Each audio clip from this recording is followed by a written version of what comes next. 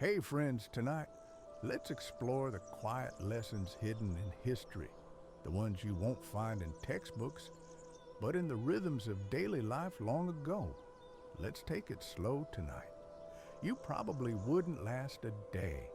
If you're still awake and still with me, maybe give that like button a gentle tap and subscribe if you'd like to come back for more sleepy wanderings. You open your eyes in the soft half-light of dawn as the first rays of sunlight kiss the pristine white marble atop the Acropolis. The Athenian morning air is cool, carrying the faint scent of wild herbs clinging to the steps that lead up to the Parthenon. Sparrows chatter on sunlit wooden shutters, their song a gentle chorus welcoming the new day. Below you, the city stirs awake. Terracotta roofs glow warm under the rising sun. Kites drift lazily overhead, and the soft click of pottery-laden carts echoes as they return from the nearby kilns. Each cobblestone underfoot presses gently against your sandals, a reminder that ancient Greeks designed their streets with care, weaving through the hills of Attica. You inhale deeply, tasting the crisp air tinged with a faint wisp of incense smoke from early morning offerings. Household priests have already lit charcoal braziers to burn frankincense and myrrh, part of the common morning ritual the Proemian believed to protect the city and bring peace to its citizens. But don't let those solemn rites distract you from the odd little details. Each dawn, local craftsmen scatter crushed oyster shells along the Acropolis steps to prevent slipping a folk trick seldom recorded in history books, but one that turns every footstep into a soft rustle like walking on fine sand. You make your way down the gentle slope into the winding lanes of Plaka, hearing the whisper of leather sandals on cool stone. The smell of warm, dark bread drifts from a small bakery, loaves baked in a wood-fired oven. Overnight, their crusts coated in a thin layer of ash to retain heat. The baker, wearing a coarse linen apron, tips the remaining dough aside and taps the wooden trough firmly, an old trick to deflate excess air bubbles and avoid hollow interiors known only to a few veteran bakers. The typical breakfast for ordinary Athenians is simple dark bread, aged goat cheese, and a bowl of honey-sweetened yogurt. You break off a piece of bread crispy on the outside, tender within, and swipe it through a chunk of tangy cheese. The saltiness balances the honey's sweetness in your mouth.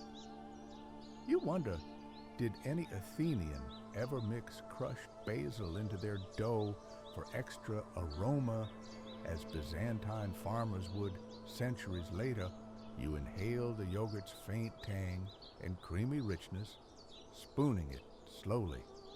This modest meal provided enough calories for a long day, but scholars still debate whether a carbohydrate-heavy diet left citizens short on energy, or if the protein and probiotics in cheese and yogurt made up the difference in nourishment. Stepping into a nearby square, you spot children tossing pottery lids in a playful game, a rough precursor to the Dionysian festival's tossing rituals. The clatter of clay striking clay creates a cheerful rhythm accompanied by the children's giggles. You can't help but wonder, could this innocent pastime have inspired the musical patterns of Dionysian celebrations? Sunlight filters through olive branches overhead, casting dappled patterns on stone walls as you pass the temple of Athena Nike. The shrine feels like a vigilant sentinel watching over craftsmen, philosophers, and school children alike. Some say that lightly brushing against the carved marble fragments underfoot brings good luck, a local custom that modern visitors still follow in hopes of a fortunate day. Before leaving the hilltop, you pause to run your fingers over a relief of a dove, the symbol of Athena, its cool stone smooth beneath your touch. For a moment, you listen to Athens' waking, distant hammering. At a stonemasonry workshop, morning greetings exchanged by carpenters, and the soft rush of the Aegean on the far-off docks of Piraeus. A quiet introduction to the day's tapestry, reminding you that ancient life was as rich and immediate as your own breath. You tread down a narrow side street as morning light spills between shuttered doorways, carrying the faint haze of charcoal smoke and the distant clatter of marketplace stalls preparing for business. The aroma of barley porridge simmers over small hearths, mingling with the scent of dried figs stacked in woven baskets. This humble porridge, or kratharaki, is the staple breakfast of Athenian commoners, simple barley grains boiled until soft, often sweetened with a drizzle of honey or a handful of chopped dates. This everyday porridge provides much-needed energy at dawn. Barley's high fiber and protein content fuel farm laborers and artisans alike, sustaining them through long hours of sweat and toil. You taste a spoonful, the grains yield tenderly beneath your spoon, their mild nuttiness rounded by the honey's floral sweetness. It's a comforting warmth enough to steady your senses for the morning ahead. But don't let that straightforward porridge fool you into thinking breakfasts lack surprises. Some households add a pinch of crushed laurel leaves, yes, the same bay laurel that lines the Acropolis slopes, to the boiling porridge. The result is a subtle piney note that enlivens each bite, and legend says wards off stomach cramps on colder days, a folk remedy rarely mentioned in classical cookbooks. As you stroll toward the Agora, the city's central marketplace, you hear vendors untying ropes and displaying amphorae of olive oil, sacks of chickpeas, and trays of small fish anchovies, sardines, and the occasional prized mullet. The Agora, a hub of commerce and conversation, hums with life. Geese cluck in pens, gray pigeons coo near temple steps, and the muffled thud of leather-soled sandals against limestone creates a soft, syncopated rhythm. The Athenian Agora isn't just a market, it serves as the city's civic heart. Here, citizens buy supplies, hear decrees announced from the Bouleuterian, and exchange ideas. Debates on philosophy, politics, and poetry drift through the columns of nearby stores, blending commerce with civic discourse in a seamless tapestry of public life. You approach a stall where a potter shapes fresh clay into tiny kylikes, wine cups spinning mud on a foot-powered wheel. Each vessel bears thousands of fine grooves, guiding your fingertips across ridges that will one day cradle red wine or the barley-based kikion. The potter's skilled hands coax the clay into perfect symmetry, then carve a simple palmette motif around the rim, an emblem of local style. Once dried, these cups will be painted, fired, and readied for symposiums. Behind this scene lies a quirky workshop. Practice potters often bury small clay tokens in their wheel's pedestal, each stamped with a maker's mark. If a shard breaks off during firing, these hidden tokens identify which workshop produced the flawed piece, a rudimentary quality control system, and a spark of ancient corporate accountability. You continue along a sunlit colonnade where leather workers have laid out sandals in every size, from tiny child-sized soles to broad, sturdy caligae meant for hoplite soldiers. You kneel to examine a pair bound with supple straps and tiny bronze studs along the edges. The artisans dip the leather in olive oil to soften it before cutting and stitching, an essential step that makes sandals both comfortable and durable. Historians still debate whether military standard sandals wore out quickly in rough terrain, or thanks to their hobnailed soles, lasted longer than modern leather boots. Some argue the studs' traction suited rocky Greek paths, while others insist the thin soles offered almost no protection, forcing later Roman legionaries to march barefoot in protest until improved designs emerged. The light shifts as you pass under a broad archway into the Hephaestian precinct, ancient home of the god of craftsmanship. Here, metalworkers demonstrate their forges dance, glowing iron cooled in oil, hammered into shape and sharpened against whetstones. Sparks leap like fireflies as hammers strike red-hot metal, the clang, clang, clang, reverberating softly against marble columns. You pause to feel the pulsing heat emanating from a cooled blade resting on a workbench. The metal's smooth surface is warm to the touch, echoing the sun's heat even in the morning breeze. In this place, artisans invoke Hephaestus's favor before labor begins pouring libations of wine at the forge hearth, believing the offering ensures clean burns and fewer accidents. Scholars debate whether these ritual offerings were genuine acts of faith or clever marketing to guarantee good work and customer trust. Inscriptions on dedicatory plaques sometimes list both deity and workshop name, suggesting a blend of piety and branding that resonates with modern questions of faith and commerce. Further along, you find a booth where cloth merchants display bolts of linen wool and an exotic material called mallow fiber, grown along coastal marshes. The fine linen glows like spun moonlight, while coarse wool feels almost furry, a perfect insulator for cooler months. You run your fingers across a swatch of linen and feel its cool, smooth weave, ideal for everyday hymations and chitons. A curious detail: some dyers use sea snails to produce purple dye, a rare and costly pigment reserved for magistrates and wealthy patrons. The snail's secretions yield a dye so vibrant it survives countless washes. Archaeologists have uncovered crushed shell heaps near ancient dye workshops, confirming the mollusk's central role and the noxious labor behind purple splendor. As the morning matures, the agora's traffic thickens.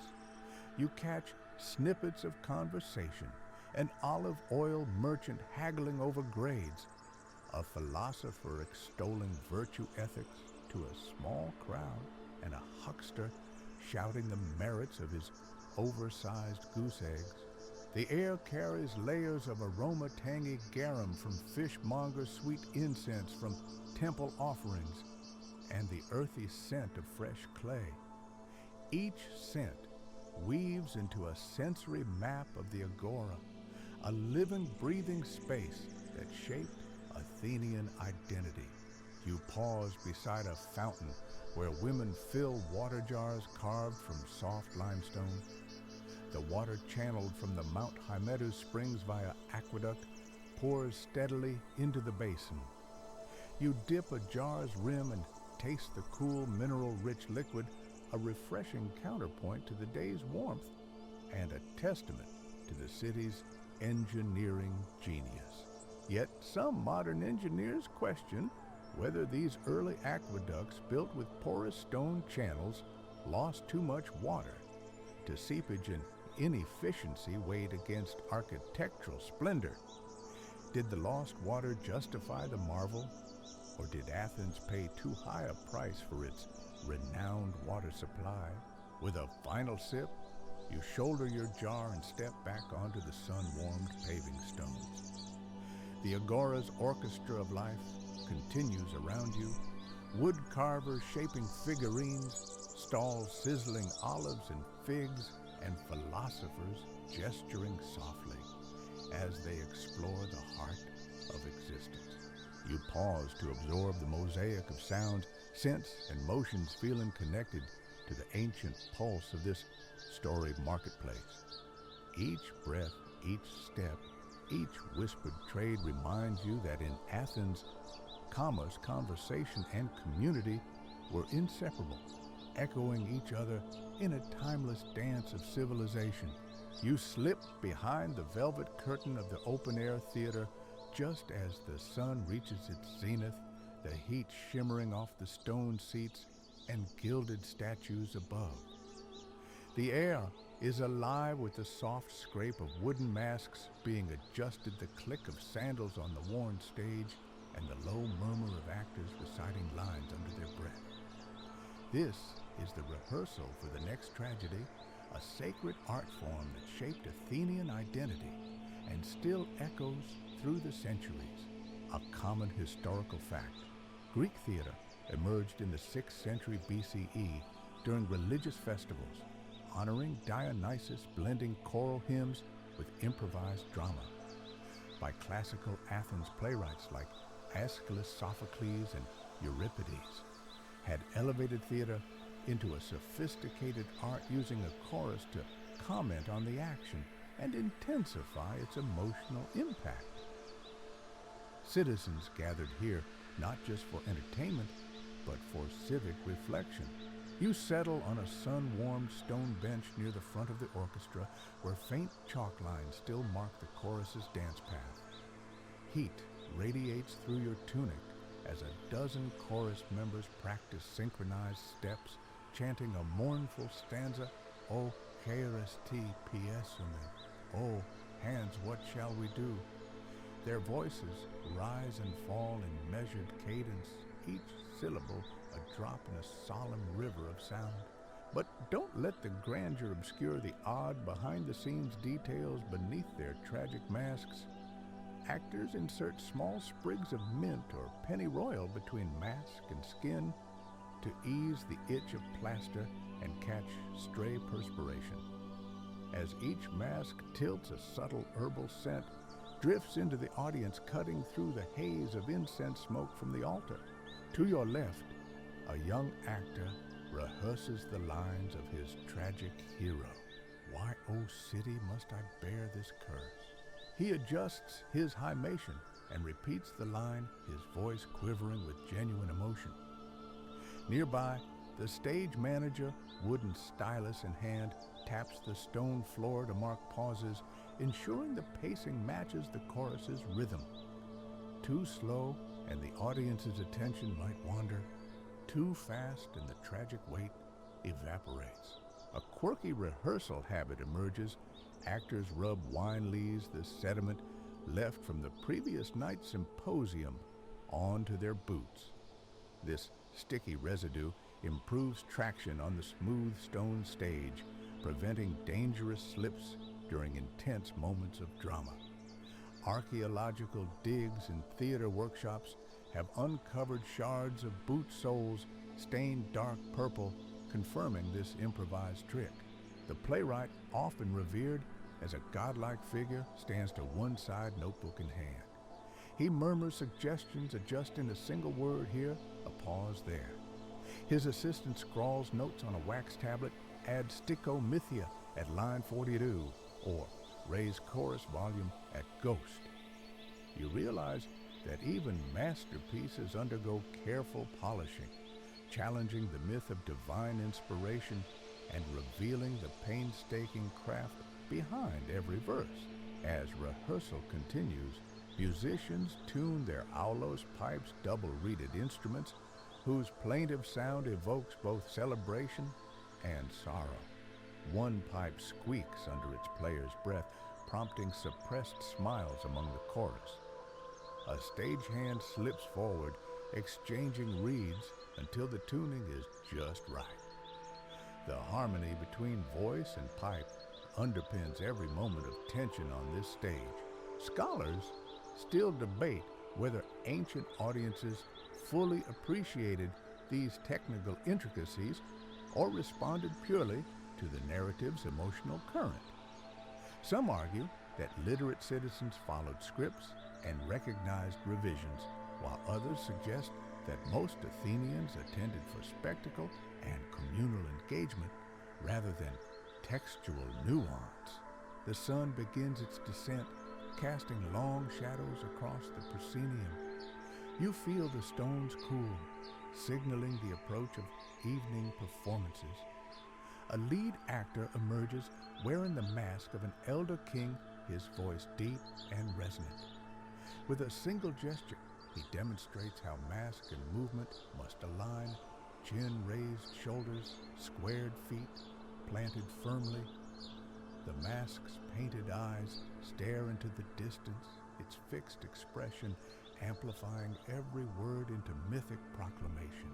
A footnote in theater lore, some actors use tiny dowels to angle masks, slightly changing a character's expression mid-scene without swapping masks.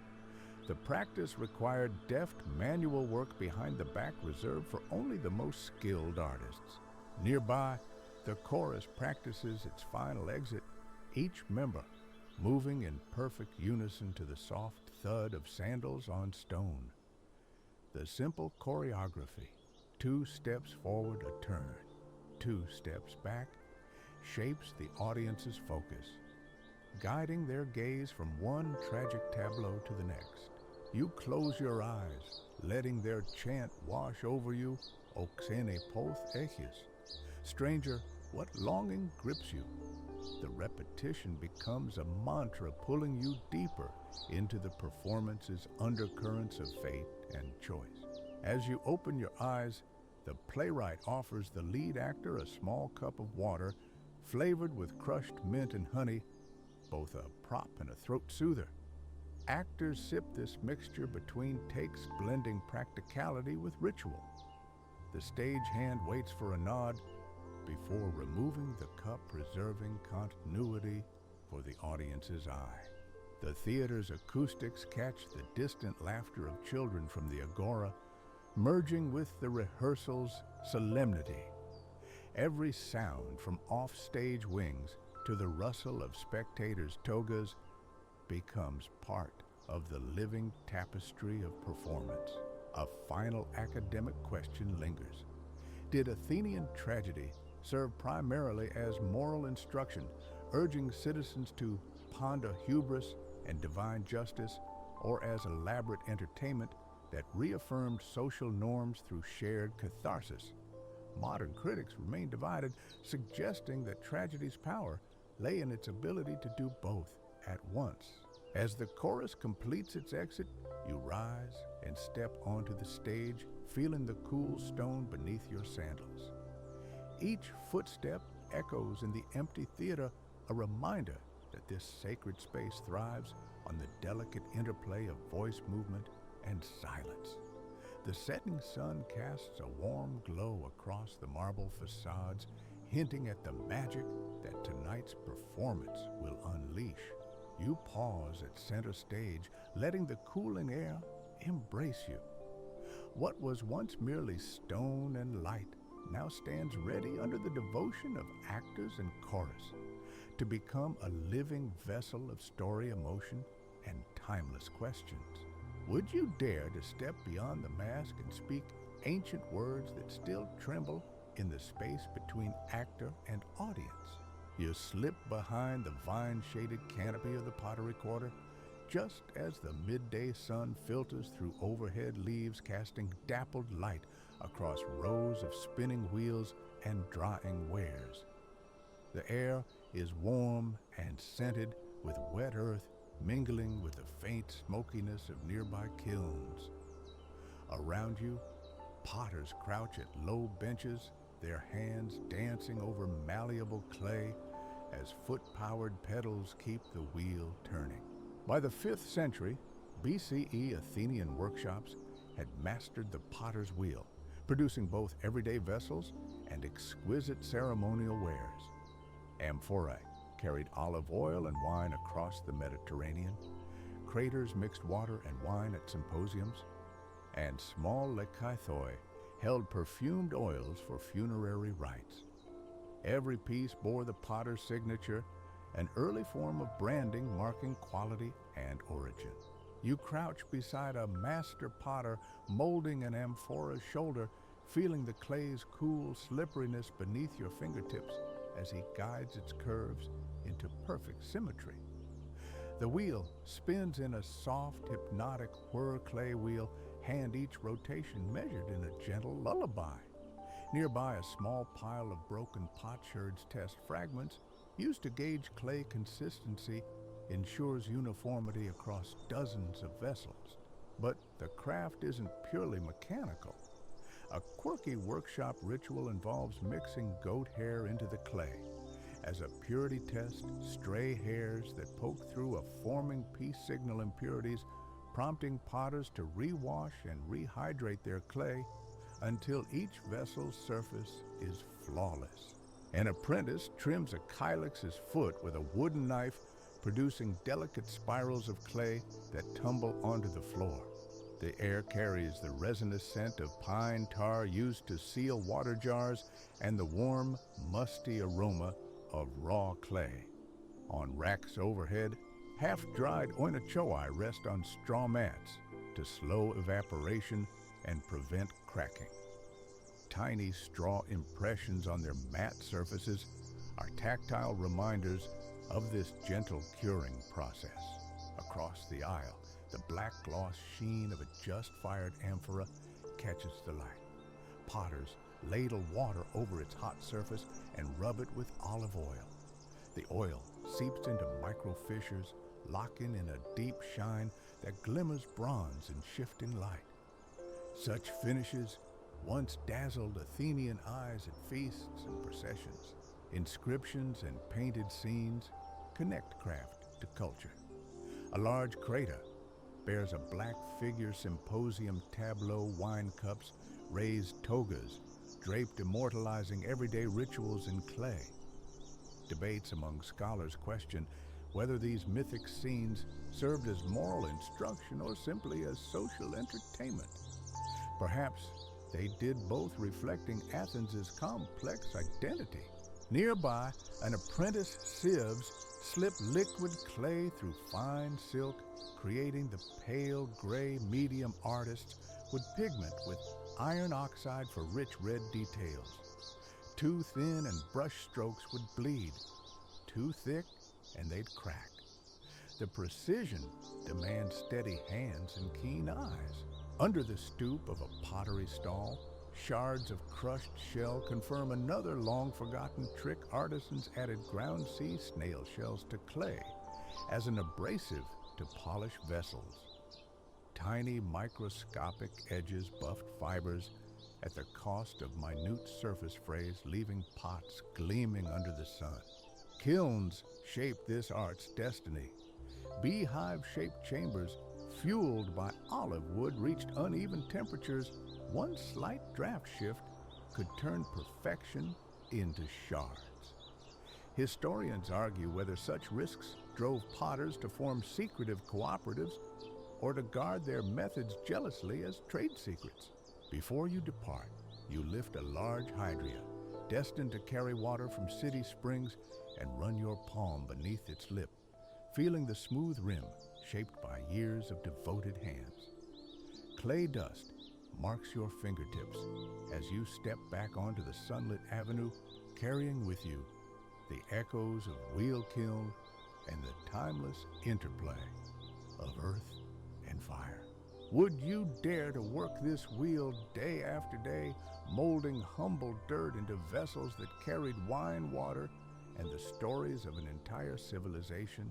You leave the hush of the open-air theater behind and make your way southwest to the shadowed valley, where the Agog's training grounds lie, the air growing cooler beneath groves of pines and olive trees. Spartan youths rise long before dawn, long before the rest of Greece, and gather barefoot on the dewy grass. Each footstep presses cool moisture into their souls, their breath forming gentle puffs that drift upward like ghostly banners. By age 7, Spartan boys entered the agoge, the state-run education and training system. Under the watchful eyes of pedagogoi guardians, they lived in communal barracks, learned combat skills, endured physical trials, and mastered survival techniques. This rigorous regimen forged unwavering loyalty to Sparta and produced the formidable hoplites who defended the Peloponnese. You step onto the field feeling the grass whisper beneath your feet. A sergeant hardened by decades of campaigns calls out the morning drill, sprint up the gentle incline, tumble into a roll, then sprint back down. The trainees obey without hesitation, their sandals forgotten, as they push through the blades of grass. You join them for one lap, tasting the metallic tang of adrenaline as your lungs burn and your legs protest. But their steel resolve conceals some curious survival hacks. To cultivate cunning as well as courage, boys were encouraged to steal small items, cheese, for example, from the city's stockpiles at night. If caught, they were punished not for theft, but for clumsiness, teaching stealth and resourcefulness under the guise of discipline and humility. After the sprint, the trainees circle a low stone altar for a brief ritual. Each climbs onto its cool surface, kisses the marble's smooth edge, and utters a vow. Sparta, for you I endure. The stone's chill seeps through their skin, anchoring them in the gravity of their oath. Scorch marks from past offerings of barley porridge, symbolic fuel for body, and will mar the altar's top. Next comes spear practice.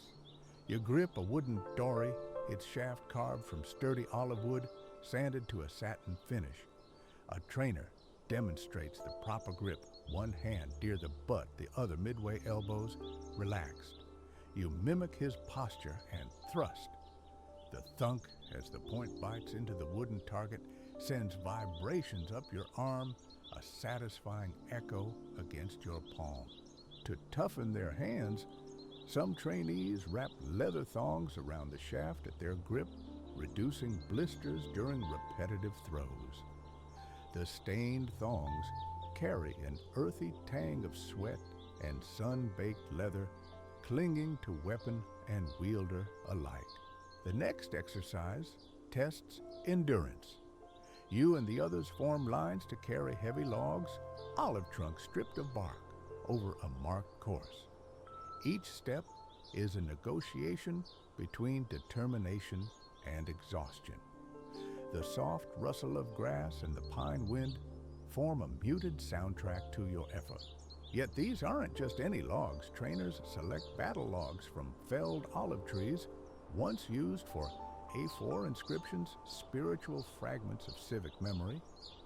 Carrying these sacred trunks deepens the trainee's connection to Sparta's ancestral wisdom, a living link between past and future defenders. After the log carry, you wade into a stone plunge basin fed by mountain spring water, its chill biting like shards of ice. The shock draws a sharp intake of breath and leaves cheeks flushed. In those frozen moments, you force yourself to relax, letting the water's icy pressure chase away fatigue and sharpen your senses. Spartans believed that alternating exertion with cold immersion tempered both body and mind.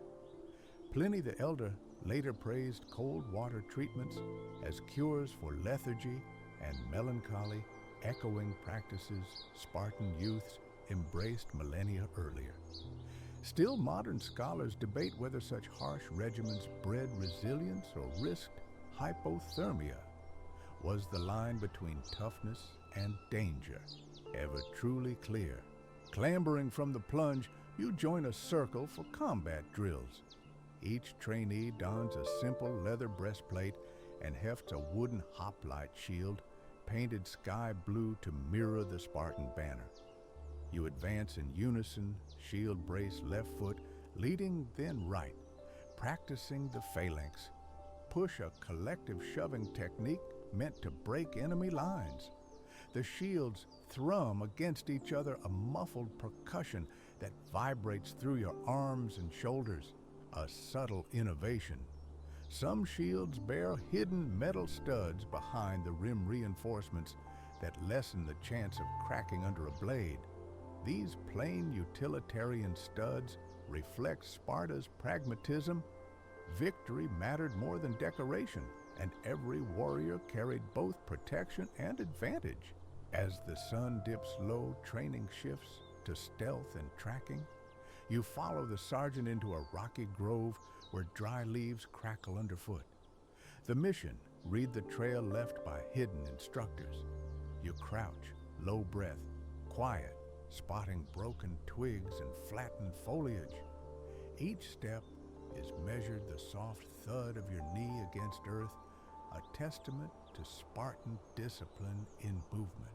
Survival lore taught trainees to carry small copper mirrors, polished plates, used not only for grooming, but for signaling across hillsides and checking brush for ambushes. These mirrors doubled as silent communication tools, catching stray sunlight to flash prearranged messages.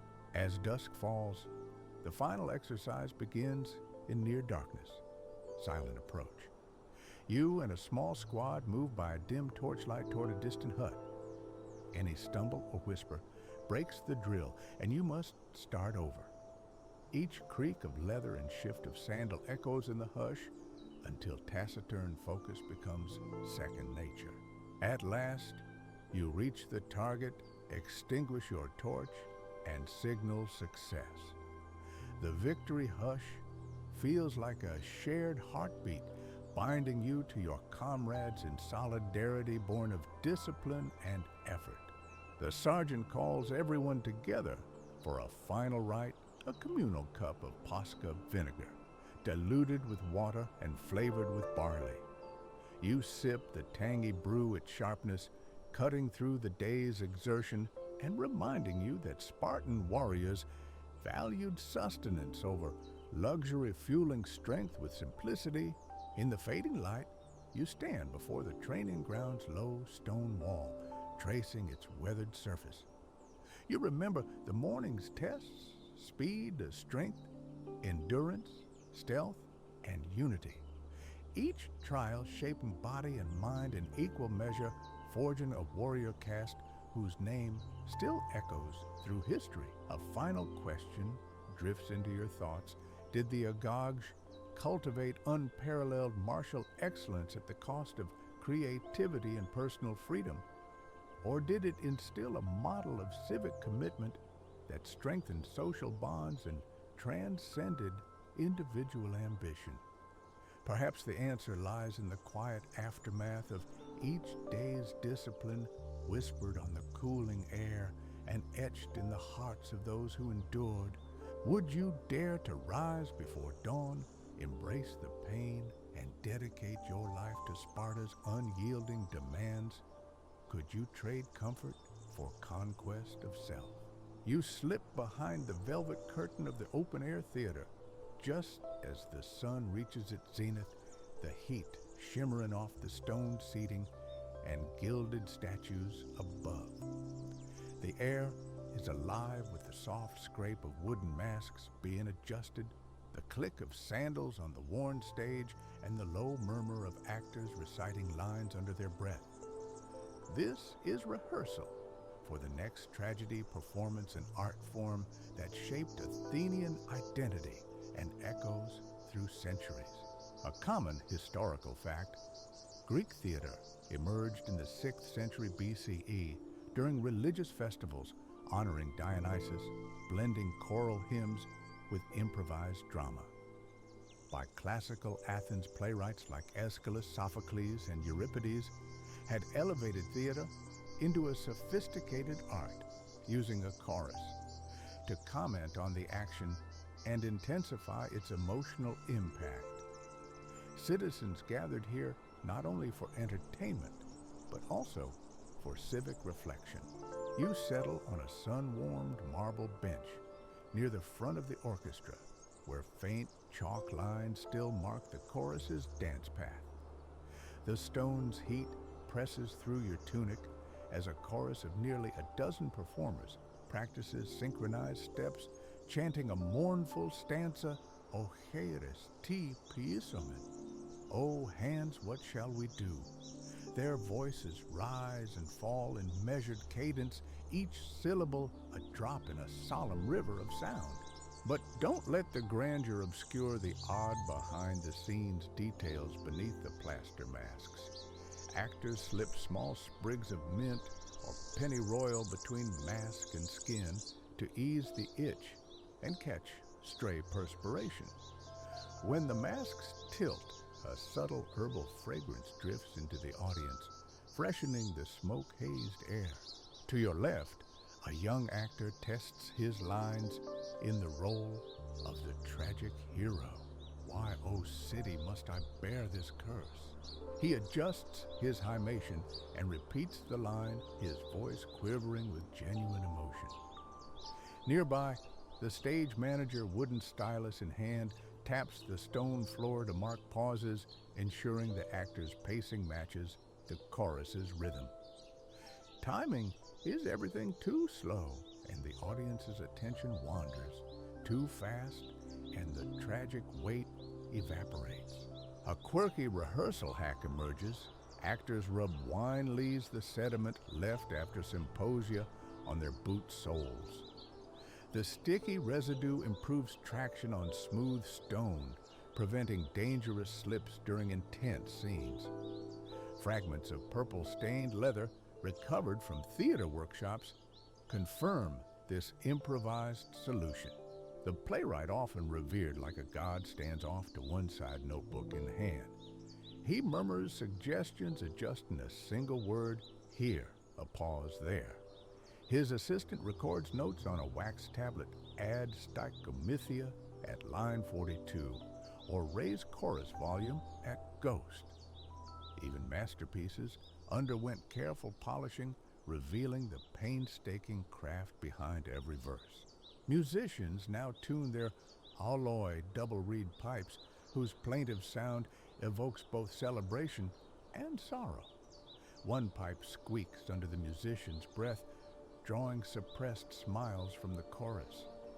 A stagehand slips forward to exchange reeds until the tuning is just right. The harmony between voice and pipe underpins every charged moment on this stage.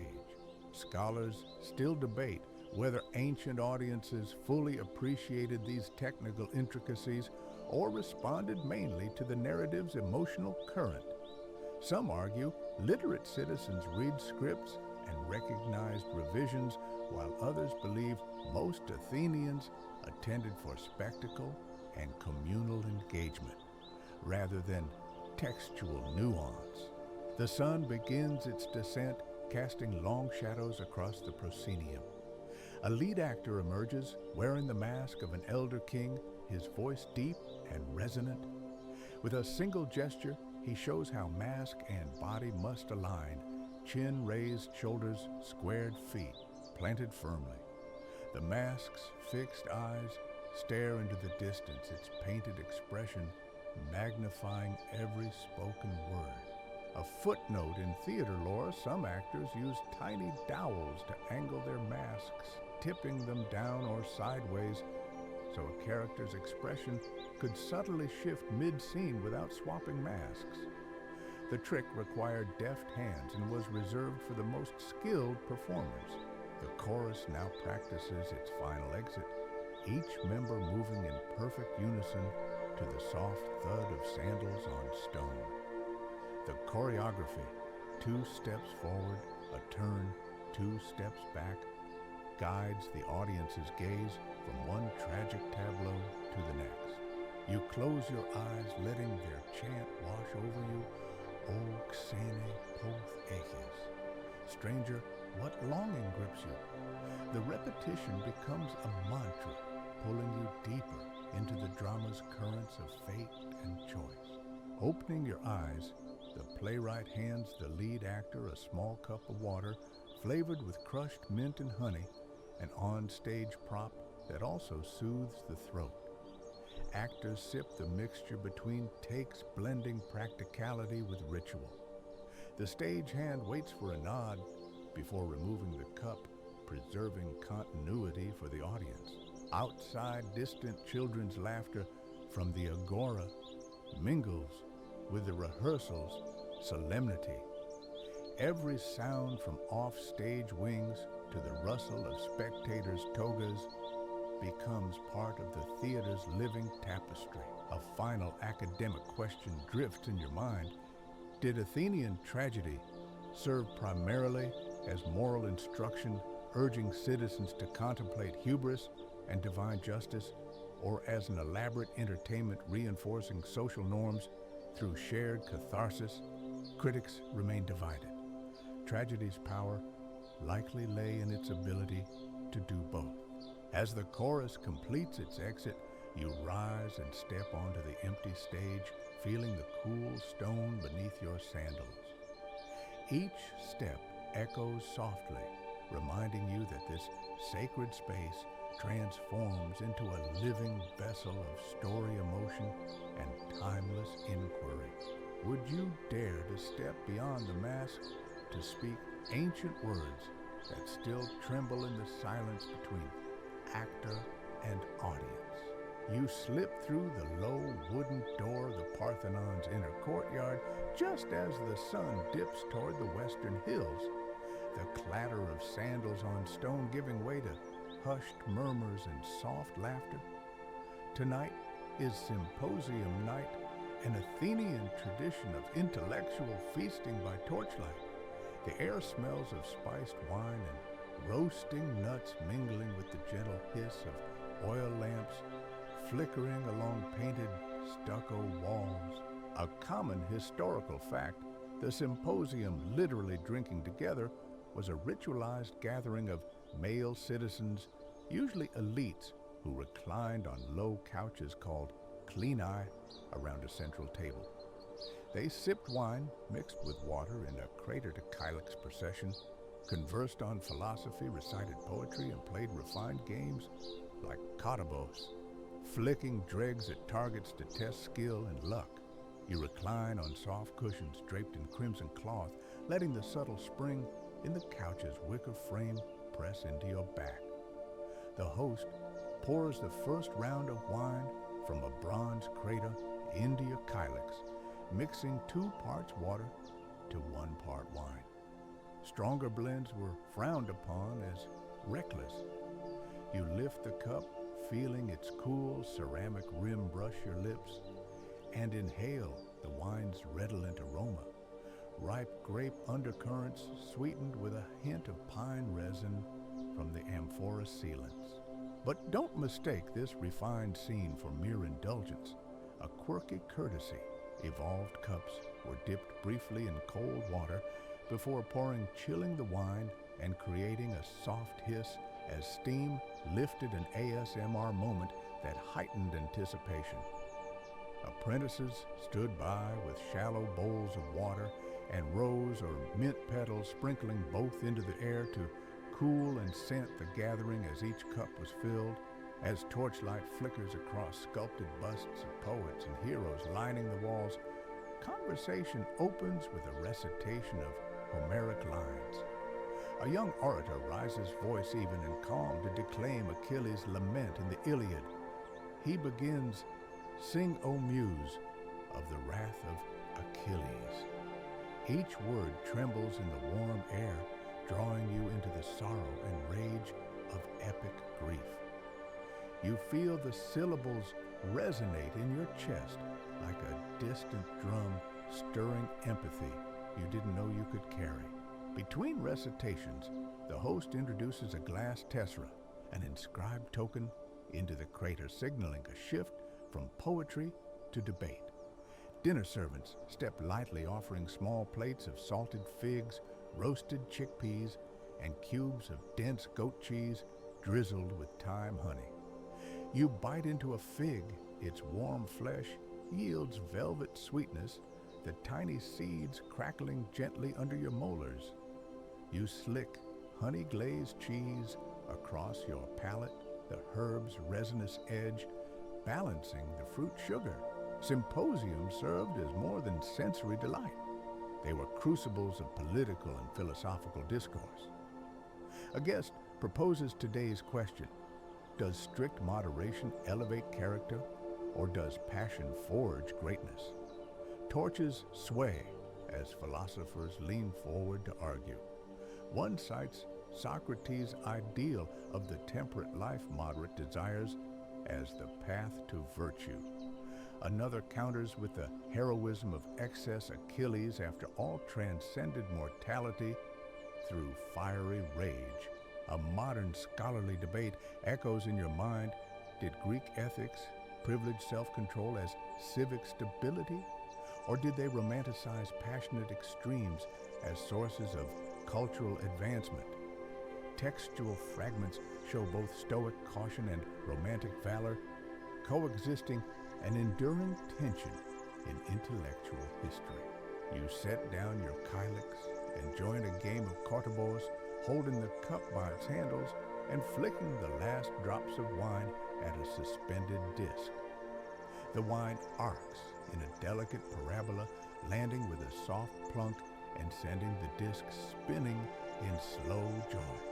The muted applause of onlookers ripples through the courtyard, merging with the gentle clink of kylixes being refilled.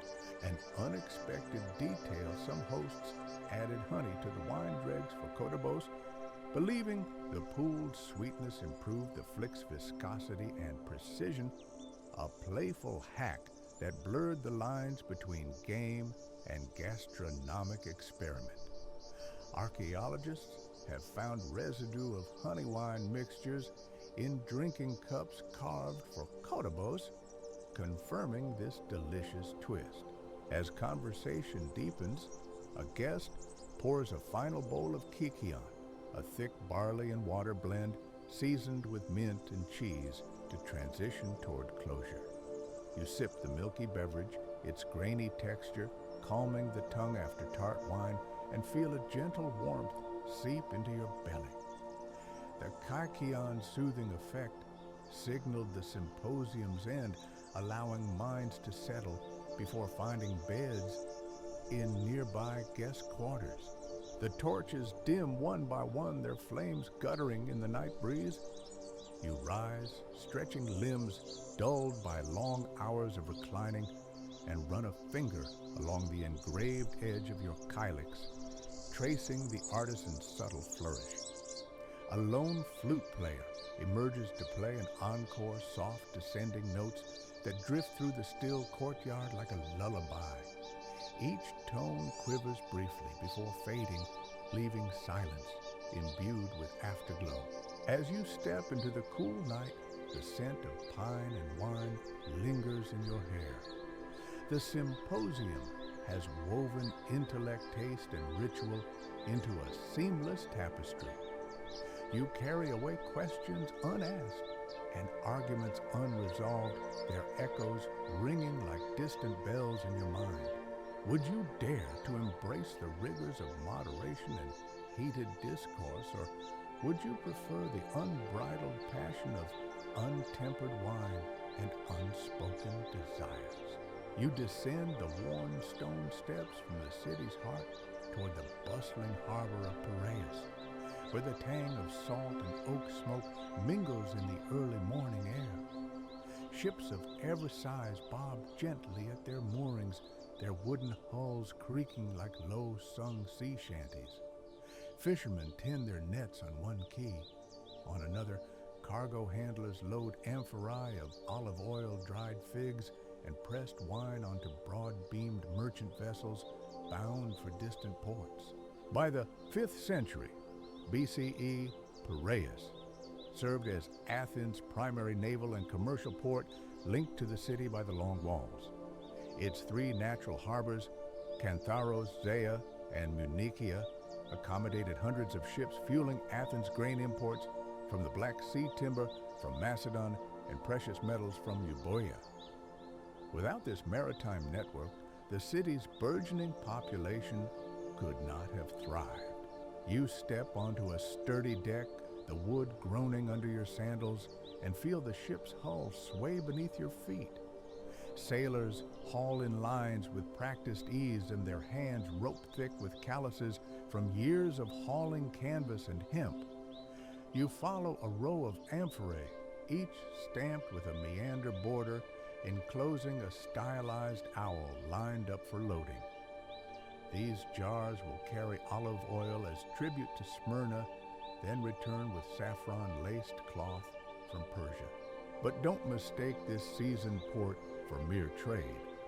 A hidden hack among merchants involved hollowing out one in every 20 amphora handles to stash small coins. During foreign inspections, traders would claim these jars were damaged and set them aside, later recovering the coins once back at sea. Archaeologists diving wreck sites off Samos have recovered handles with concealed cavities, evidence of Aegean entrepreneurs' creativity. You wander past a small brigantine whose foredeck bristles with nets hung to dry.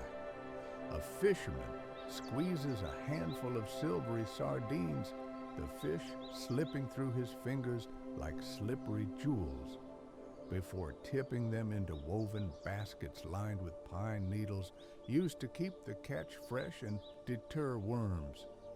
The pine scent mingles with brine, creating an olfactory snapshot of the sea itself. Nearby, a sleek merchant galley readies its two oarsmen's benches. You run a hand along the polished oarlock, feeling its worn smoothness, where countless strokes have churned the water. Each oar shaft bears hand-carved notches, marking every league traveled on official voyages, an informal logbook kept by vigilant rowers. These notches, historians debate, serve both practical navigation and crew pride. Each score a silent testament to endurance. The tide carries you toward a cluster of crew quarters built from stacked planks and tarred canvas. You slip inside, where hammocks sway gently in the breeze, doubling as bedding and cargo nets. A lone sailor stirs, blinking against the sudden light, and slides a rope aside to reveal a hidden alcove beneath the deck. There, stacked low against the hull, lie barrels of salted pork packed in straw, both food reserve and counterweight, to stabilize the vessel in rough seas. A more unusual practice lurked in these holdways. Captains sometimes added broken amphora fragments as ballast mixed with sand. Beyond improving trim, the shards created a muffled drumming noise when the ship passed over reefs, an audible signal to steer clear of hidden shoals. This sonar-like trick, passed down through generations of Greek mariners, earned Piraeus' sailors a reputation for uncanny reef avoidance skills. Stepping back onto the wharf, you witness a busy exchange of coin and cargo. A merchant in a white himation, embroidered with purple threads, marking his status, haggles over a load of Attic wine destined for Cyrene. The dockmaster examines the amphora seals, nods, and jingles a handful of bronze obols into the merchant's palm with a discreet wink. Custom officials often accepted small accelerator fees to speed inspections, a practice so widespread that papyrus records chide future scribes to reduce bribery, lest the harbor's reputation suffer. You follow the merchant across the quay to a small loft where stevedores tally goods on wax tablets. They scratch figures with iron styli, 100 amphorae olive oil, 40 amphorae wine, 2,000 kilon of grain, each number a critical entry in Athens' food security ledger. Grain imports from the Black Sea, funneled through Piraeus, sustained the city's poorest citizens under the grain dole. Without these shipments, famine and civil unrest would loom large. Modern economists debate whether Athens' reliance on imported grain fostered economic interdependence that strengthened its empire or created vulnerabilities ripe for blockade by rival powers. The Spartan siege of Athens during the Peloponnesian War, which severed overland supply, underscores how critical sea lanes and Piraeus' resilience could determine a city's fate. You ascend a gangplank onto a sturdy merchantman preparing for departure. The Captain Bronzed and sun-creased wraps a weathered trumpet carved from wood to signal readiness. Sailors hoist the mainsail, a square linen expanse patched with triangular scraps, while apprentices secure spare canvas bundles nearby. You help coil a line, its fibers frayed from salt and sun, feeling the gentle tension of each wrap. The ship pulls away from dock, pivoting on a single oar lashed athwart as a makeshift tiller. You watch Piraeus recede. The stone lighthouse at Cantharos glints in the fading light. Fish processing sheds edge the shoreline, and the distant long walls rise toward Athens. As you glide past sea caves, you glimpse hidden smugglers' coves, once used to slip contraband into the city. Olive oil diverted to Mytilene, or raw hides shipped illicitly to Etruria. At last, the oar's rhythmic dip and lift propel you into the open water. Seabirds wheel overhead, their cries a chorus to the hull's steady creak. You breathe in the salt-rich breeze, savoring the swell's gentle motion beneath your feet, a reminder that Athens' greatness rode these waves, not just rested on marble columns. Would you trade the firm stone streets for uncertain sea routes, trusting lantern signals, secret ballast, and the favor of Poseidon to guide you home? You slip through a narrow archway at the edge of the city into a shaded domus, where hushed murmurs and the scent of fresh laundry greet you like a secret. This is the household of a well-to-do Athenian, and within these walls, the invisible backbone of Greek society, its slaves moves with silent efficiency. Their routines, a carefully choreographed dance of service and subservience. By classical times, slaves made up roughly a third of Athens' population, performing tasks from skilled craftsmanship and tutoring to domestic service and hard labor in the silver mines of Laurium. Though they lacked legal personhood, their work underpinned Athenian wealth and leisure, enabling citizens to devote themselves to politics, philosophy, and the arts. You step into the atrium on soft slippers and pause at the Lanai water station, where a row of clay jars cools on stone pedestals. A young female slave lifts an oinocho, an olive oil-sealed pitcher, from its ledge, tilts it gently, and fills a shallow bowl with fragrant water for her master's morning wash. The liquid pools with a muted clink, and she carries it inside with the dignity of ritual head, bowed but back straight. But don't let the graceful movement fool you. Graffiti in hidden quarters reveals that some slaves fashion tiny rings from bent bronze hairpins and slip them onto their middle fingers beneath their tunics. At day's end, these covert hooks nabbed small scraps from cooking pots, just enough to stave off hunger, but enough to nourish fragile hope. Excavations of abandoned slave quarters have uncovered clusters of such pin rings, testament to these secret survival tactics. In the kitchen beyond, half a dozen slaves work over low hearths, their silhouettes flickering in smoky torchlight. One stirs a bubbling pot of barley porridge, simmered with lentils and seasoned with coriander, while another rolls dough into flatbreads and dusts them with sesame seeds before laying them on hot stones.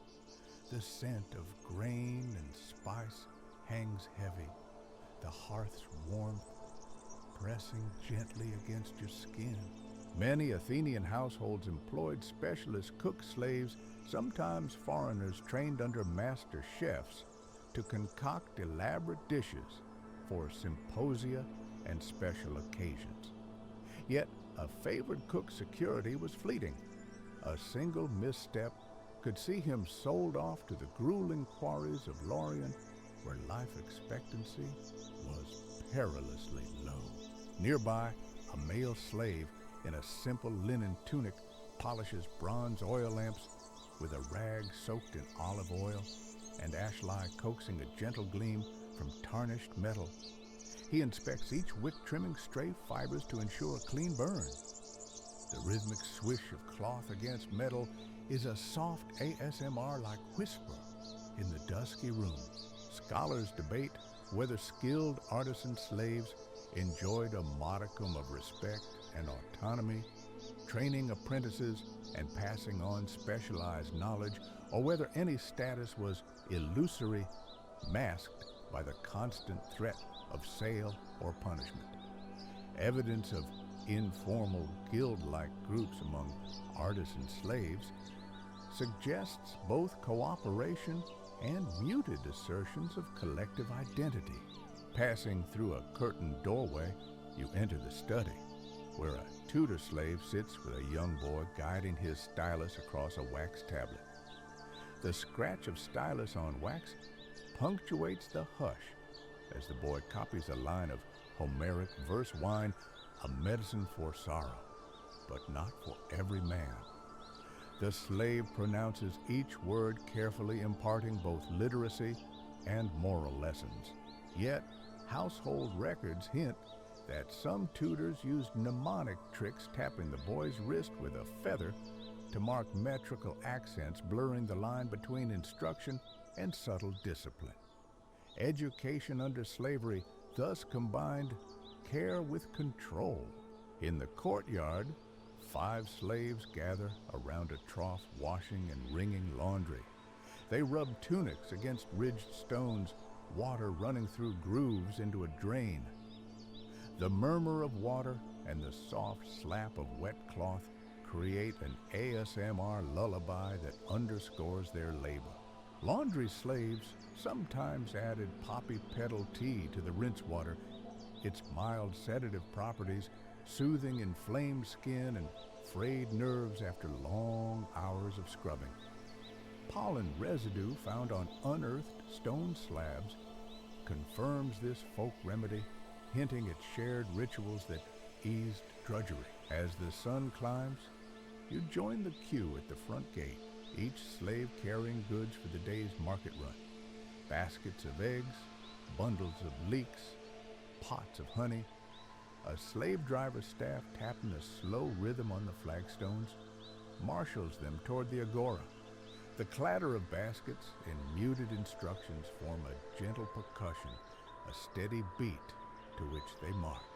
And yet, a deeper question looms: did serving openly in the civic marketplace offer slaves any form of public engagement? Or did it reinforce their invisibility, demanding obedience, while denying personhood? Inscriptions on some market stalls record evening donations of unsold goods by the goodwill of my slave, hinting at small acts of generosity, overshadowed by ownership.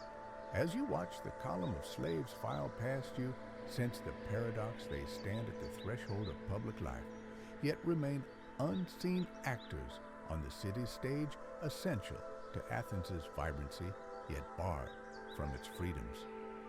Each footstep, every whispered command, every hidden ring speaks to lives lived on the margins, indispensable yet unheard. Would you dare step into their worn sandals, balancing duty and dignity beneath the weight of another's name? You slip through a narrow archway at the edge of the city into the shaded sanctuary of the Temple of Athena Nike, just as mid-morning light filters through the surrounding olive groves. The air is cool and still carrying the faint aroma of burning frankincense from a nearby brazier.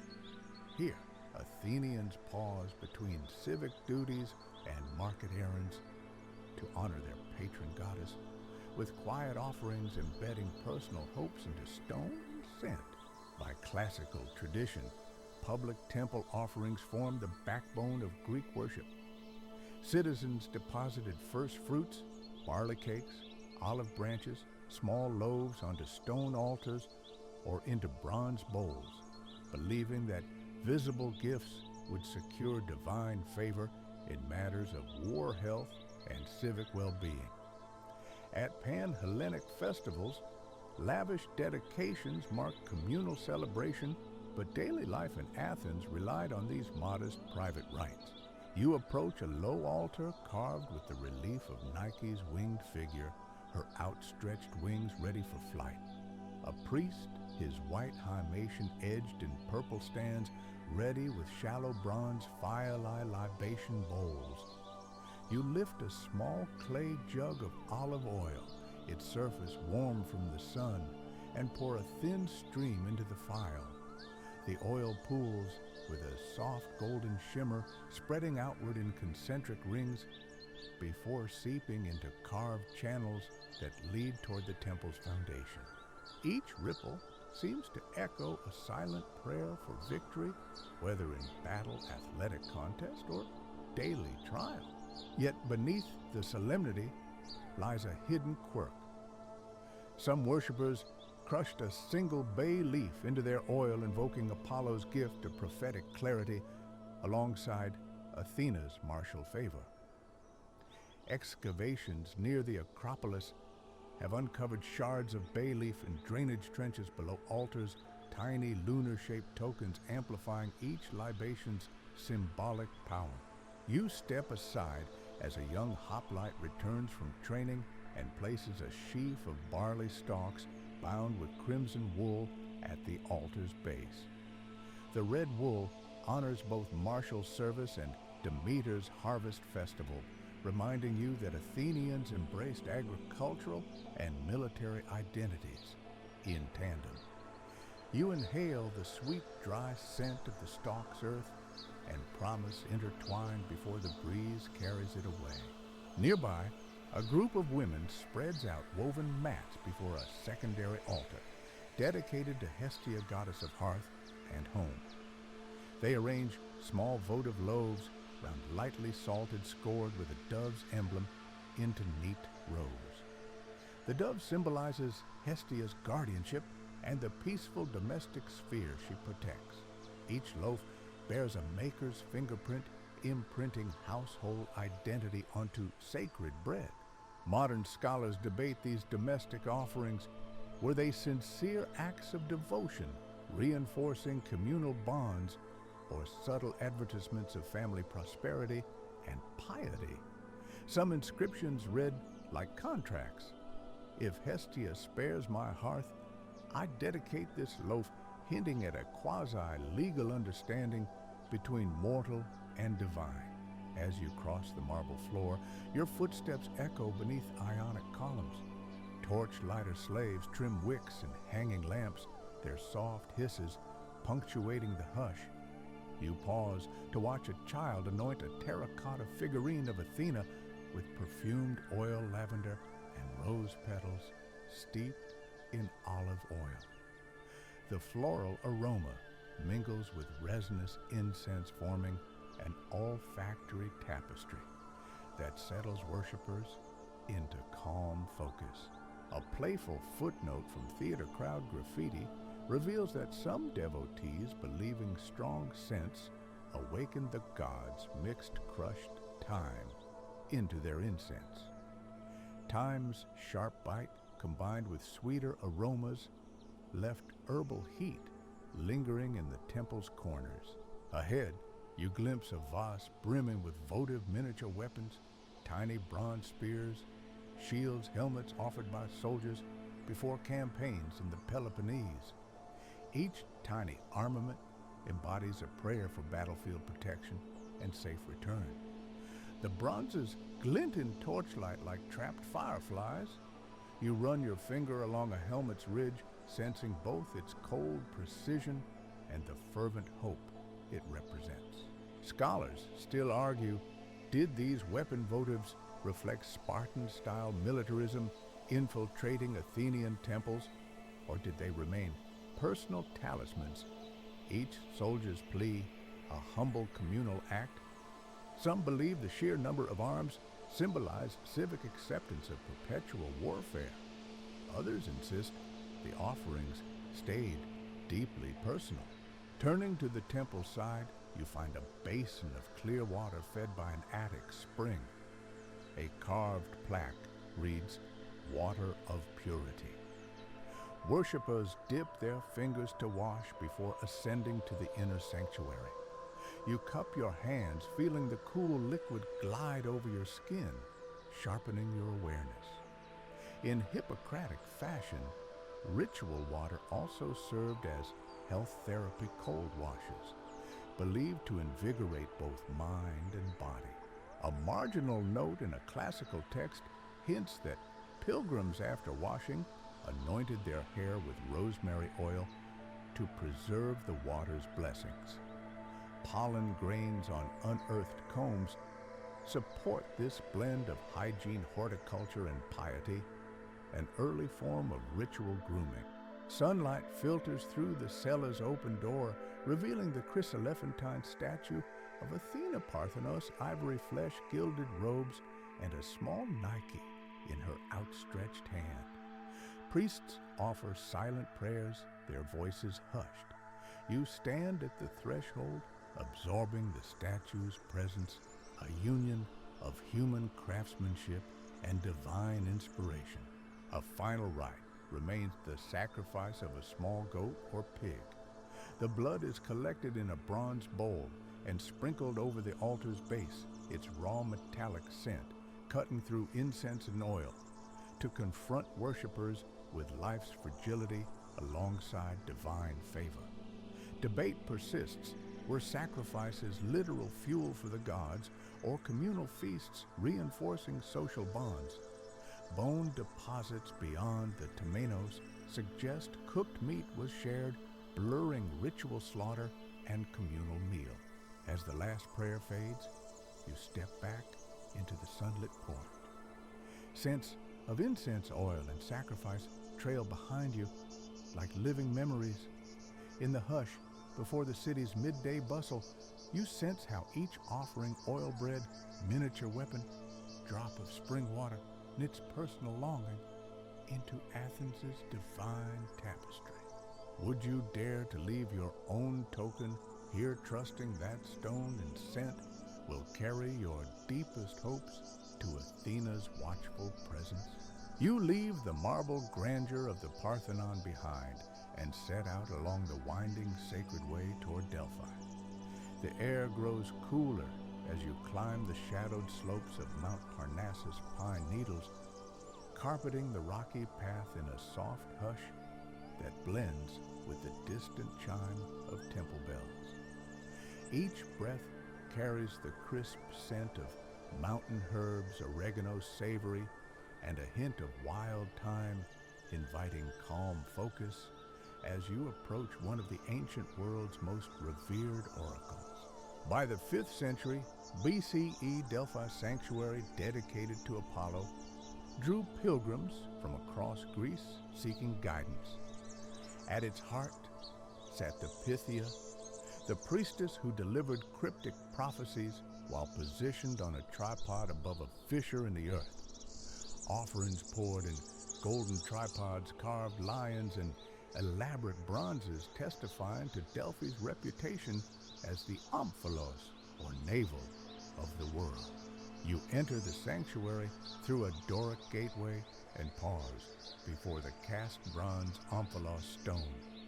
Its ridged surface is worn smooth by thousands of pilgrims who brushed it for a moment of connection. Nearby, an attendant fills your palm with laurel leaves and sprinkles them over a small marble altar. The laurel's piney aroma wafts upward in fragrant curls of smoke from a brazier invoking Apollo's presence. But the procession was not all solemnity.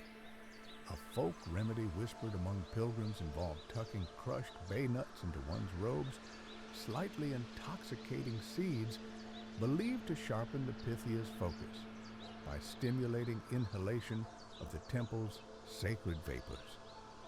Archaeologists analyzing terracotta votive deposits have indeed detected trace alkaloids in bay nut fragments, suggesting a discreet, unsanctioned pharmacy at Delphi.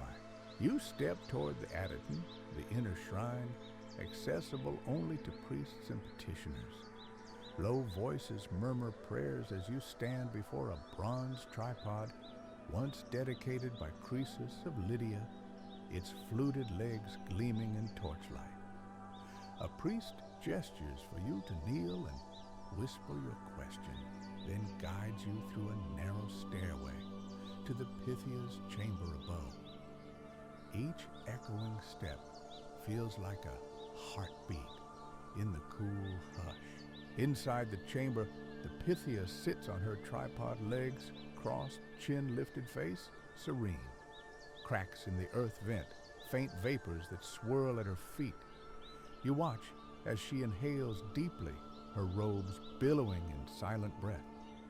Then, in measured tones, she begins to speak loose syllables, forming half-words that the priests transcribe and shape into a full prophecy. Her voice quavers, rises and settles like wind through reeds. Ancient writers disagreed on these vapors' nature. Some claimed they came from ethylene seeping through subterranean fissures.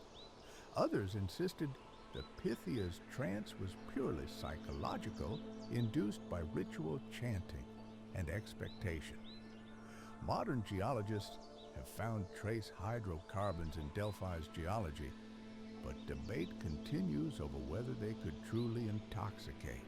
You offer a small bronze statuette of a kneeling warrior at the tripod's base, your votive pledge of thanks should Apollo grant deliverance. The polished metal glints under oil lamp glow, and you feel anticipation ripple through you as the priests lower a wooden tablet inscribed with your question into a bronze bowl. They bow and step back, awaiting the Pythia's pronouncement. In that charged silence, her voice rises again, weaving a riddle of fate. When the baleful star of winter sets the third sun's glare, reveals the path not seen. The priests interpret, prepare your fleet with caution at the third dawn, for fortune favors neither haste nor delay.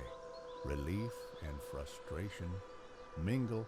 Apollo's guidance is as elusive as the temple's flickering shadows. A modern scholarly question emerges.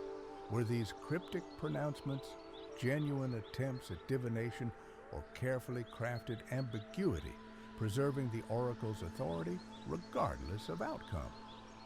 Some historians see the Pythia as a political advisor, smoothing civic tensions with non-committal counsel. Others note records of failed prophecies that did little to diminish Delphi's prestige. You descend the narrow stair into the open air, the laurel's aroma still clinging to your tunic. Outside, pilgrims cluster beneath columned walkways, trading whispers of their own riddled answers. On a low table, you spot a weathered stele, listing a Boeotian general's prophecy legible. Despite chipped letters, he will conquer where he least suspects. His subsequent victory over the Phocians attests to the power of oracular performance. A whispered footnote suggests some pilgrims later annotated their transcribed prophecies, scratching glosses to fit unfolding events. Palimpsest-like markings on temple tablets hint that visitors refined Apollo's words to serve political agendas or personal triumphs. The blurred line between divine message and human editing argues for cautious interpretation. Before you leave Delphi's sacred precincts, you pause at the Castalia Spring. Its crystal waters pool in a carved basin where pilgrims purified body and spirit. You cup your hands in the ancient flow, feeling its cool clarity slip over your skin, and taste a faint mineral edge, a sensory echo of the earth's hidden depths. Many believed that only purified minds could truly hear Apollo's will. Yet some accounts warn that over-purification days of ritual abstinence left petitioners too jittery to frame coherent questions, turning the Pythia's words into fractured mirrors of their own anxieties. Modern psychologists liken this to sensory deprivation's effects on perception, suggesting that disciplinary rites shape both readiness and desire for divine contact.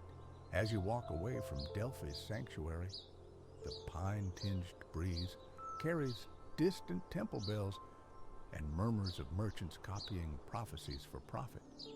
You feel the weight of your own question hang in the air, half answered, half mysterious, an echo entwined with every rustle of olive leaves. Would you dare entrust your fate to a breath and a riddle, placing your hopes in a voice born of vapor, ritual, and centuries of expectation? You slip through the Propylaea's grand marble gateway just as the mid-morning sun gilds the steps entering the agora's broad expanse, where citizens gather beneath stoas for the Ecclesia Athens Assembly of Equals. A gentle breeze stirs togas, carrying the blended scents of olive oil and sun-warmed stone as you join the throng heading toward the Pnyx, the hill where democracy found its voice. By the reforms of Cleisthenes in 508 BCE, Athens had restructured its tribes and councils to dilute aristocratic power, empowering every male citizen, regardless of wealth, to vote on laws and policy.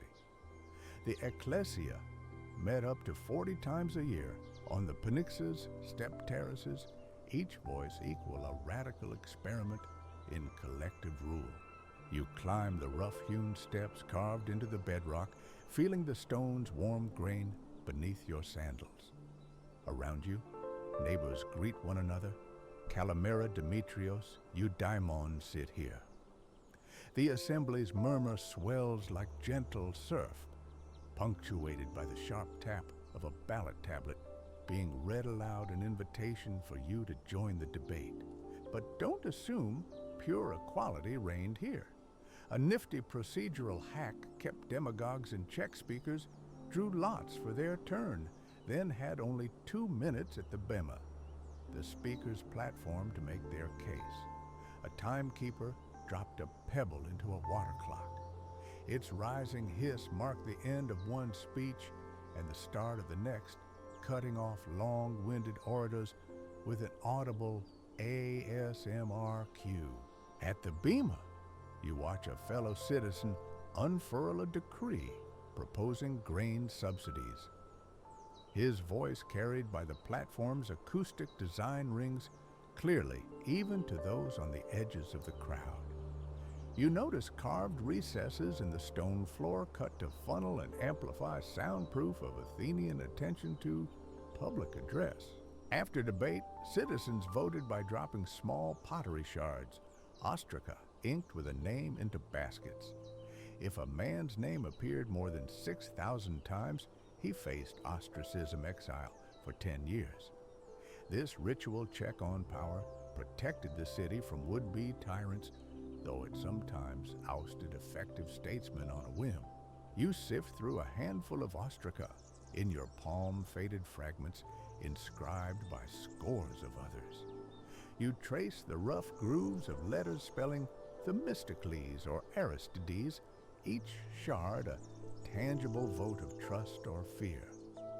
The tactile memory of pressed clay reminds you how democracy here depended on these physical tokens. Nearby, a scribe records results on a waxed tablet. Public transparency ensured every citizen could verify the counts. Yet scholars debate whether illiterate Athenians truly influenced outcomes or simply followed cues from philanthropoi, wealthy patrons guiding their demise. Inscriptions show some districts coordinated voting blocks, suggesting that democratic ideals intertwined with factional persuasion. When the tally is announced, a herald proclaims oikos kerdos eis ton daemon. Private gain yields to the people's welfare. The crowd responds with measured applause, hand claps, and the gentle thudding of leather-soled sandals echoing off the Nix's slopes. You feel the living pulse of civic power, a force made manifest by stone shards and thousands of voices. Down the hill you pass the Boulevardarian, where the Council of 500 chosen by lot prepares to draft laws based on today's decree. You skirt columns etched with councilors' names, each citizen's lot publicly recorded for accountability. The soft tap of your sandals on the marble portico blends with the rustle of papyrus petitions being filed at clerks' tables. A modern question lingers: did Athens' lottery system genuinely democratize governance, or did it merely spread elite privilege among propertied males? Corruption in later centuries suggests many citizens lacked the expertise for complex policy, while others argue the system was a powerful check on entrenched power. As you loop back through the agora toward home, the clack of pottery wheels and the murmur of merchants remind you that democracy thrived not in distant councils, but in everyday markets and workshops. Each citizen's vote was rooted in daily life, grain prices, artisan guilds, naval needs, ensuring the polis remained both a political experiment and a living community. Would you dare to cast your own Ostrakhan trusting clay and crowd to guard against tyranny, or fear that majority rule silences expertise in favor of popular whim? You slip through a narrow alley off the agora, where laughter and music waft like a gentle breeze, arriving at a small open square ringed by whitewashed walls and vine-covered trellises.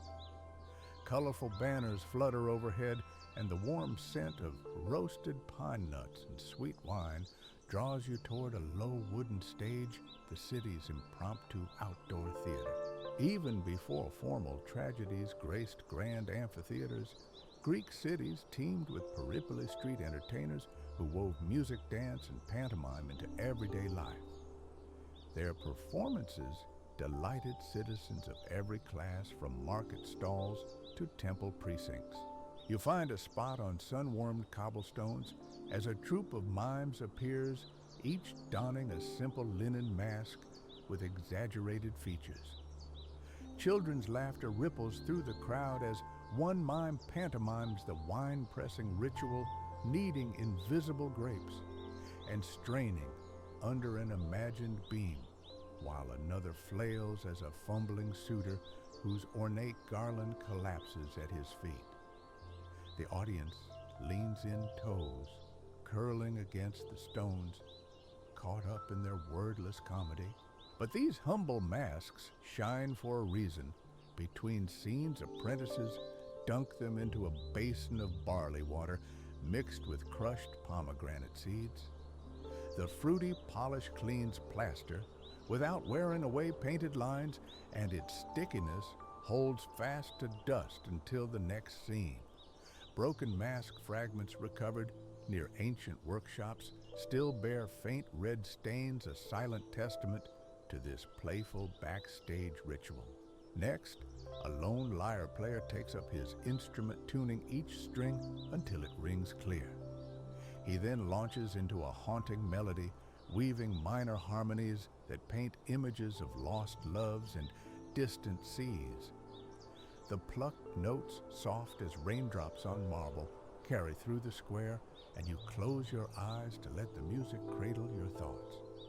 When he curls a final chord, coins clink in his battered bowl, tokens of gratitude for his art. Many street musicians blended modes Dorian and Phrygian scales to surprise and captivate their audiences. While formal festivals adhered to strict musical conventions, these parapoli freely mixed tonalities, creating hybrid airs that later influenced classical composers. An inscription on a 4th century amphora even praises a daring mode blender as an innovator rather than a mere entertainer. With that, two acrobats bound onto the stage, spinning and vaulting with lithe precision. They construct a human pyramid balance on narrow shoulders and cartwheel beneath a painted archway. Each landing a soft thud on straw rugs elicits gasps and cheers. The audience's shared breath quickens as they push human limits under the open sky. Hidden in their performance, acrobats often wore leather caps studded with tiny metal discs beneath their robes. With every flip, the caps jingled, turning each movement into a percussive flourish, an auditory underscore to their daring feats. Bronze studs recovered under ancient seating slabs hint at how widespread this kinetic ornamentation once was. As applause fades, a small troupe of actors appears draped in togas lightly outlined with charcoal to suggest gods and heroes. One dons Athena's helmet and brandishes a carved wooden spear. Another wears grapevine and Dionysus's honor tambourine in hand.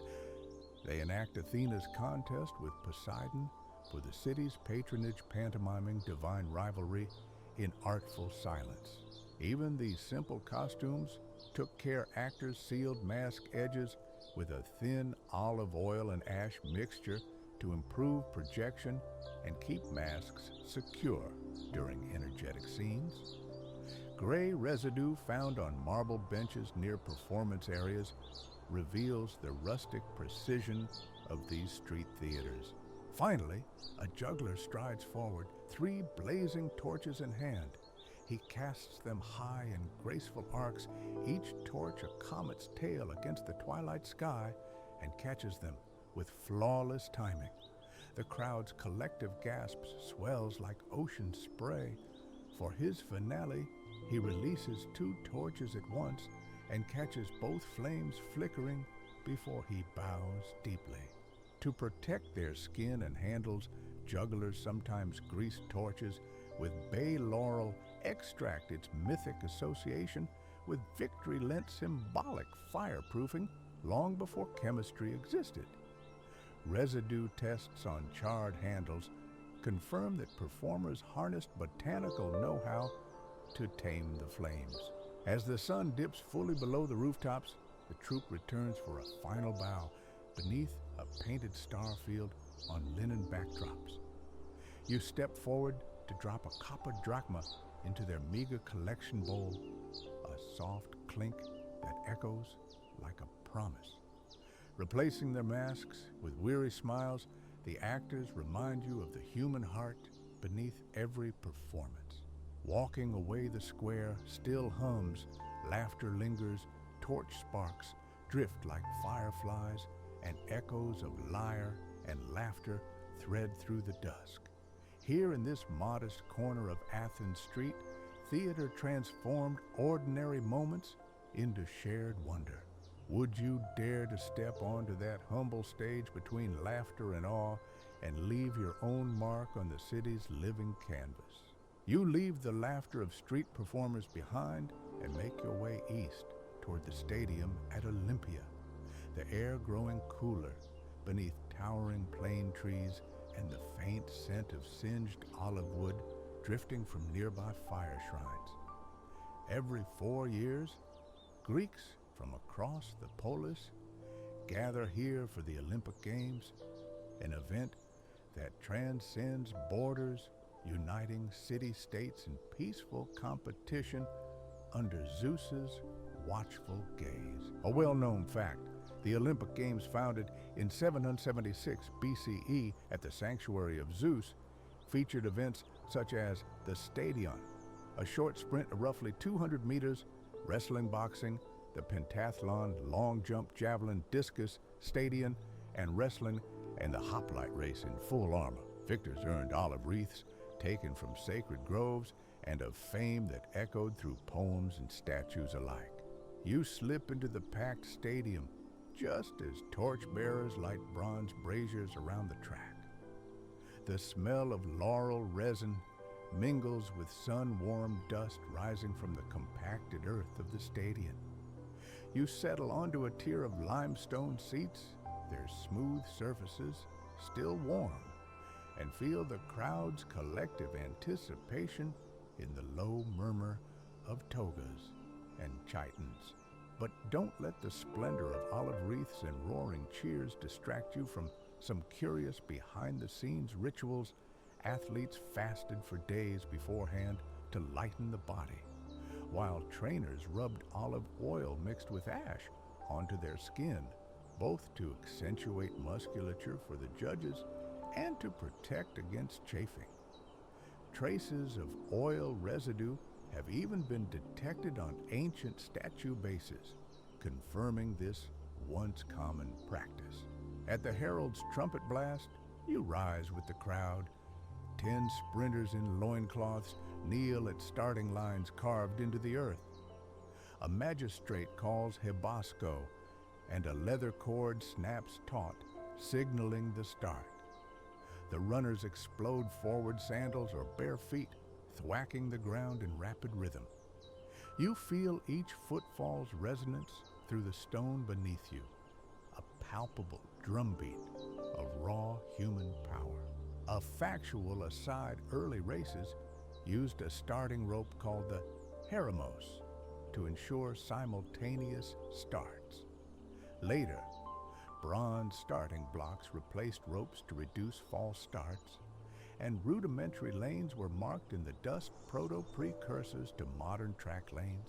As the runners cross the finish line, a painted stone, you join the applause that swells like a wave. The victor chest heaving steps forward to receive a fresh olive wreath. The crowd's cheers rise again as he approaches the altar of Zeus to pour a libation. Each step toward the altar is a silent prayer, binding personal glory to divine favor. Between events, merchants weave through the stadium's tunnels, offering roasted chickpeas, salted figs, and cups of watered-down wine crethona mixed with unfermented grape must. You nibble on a crunchy chickpea, its creamy center yielding beneath salty oil, and sip the tart wine, its cool sweetness a perfect antidote to the midday sun. A quirky Olympic custom holds that athletes chewed wild celery stalks between events to ward off cramps, an early form of sports medicine.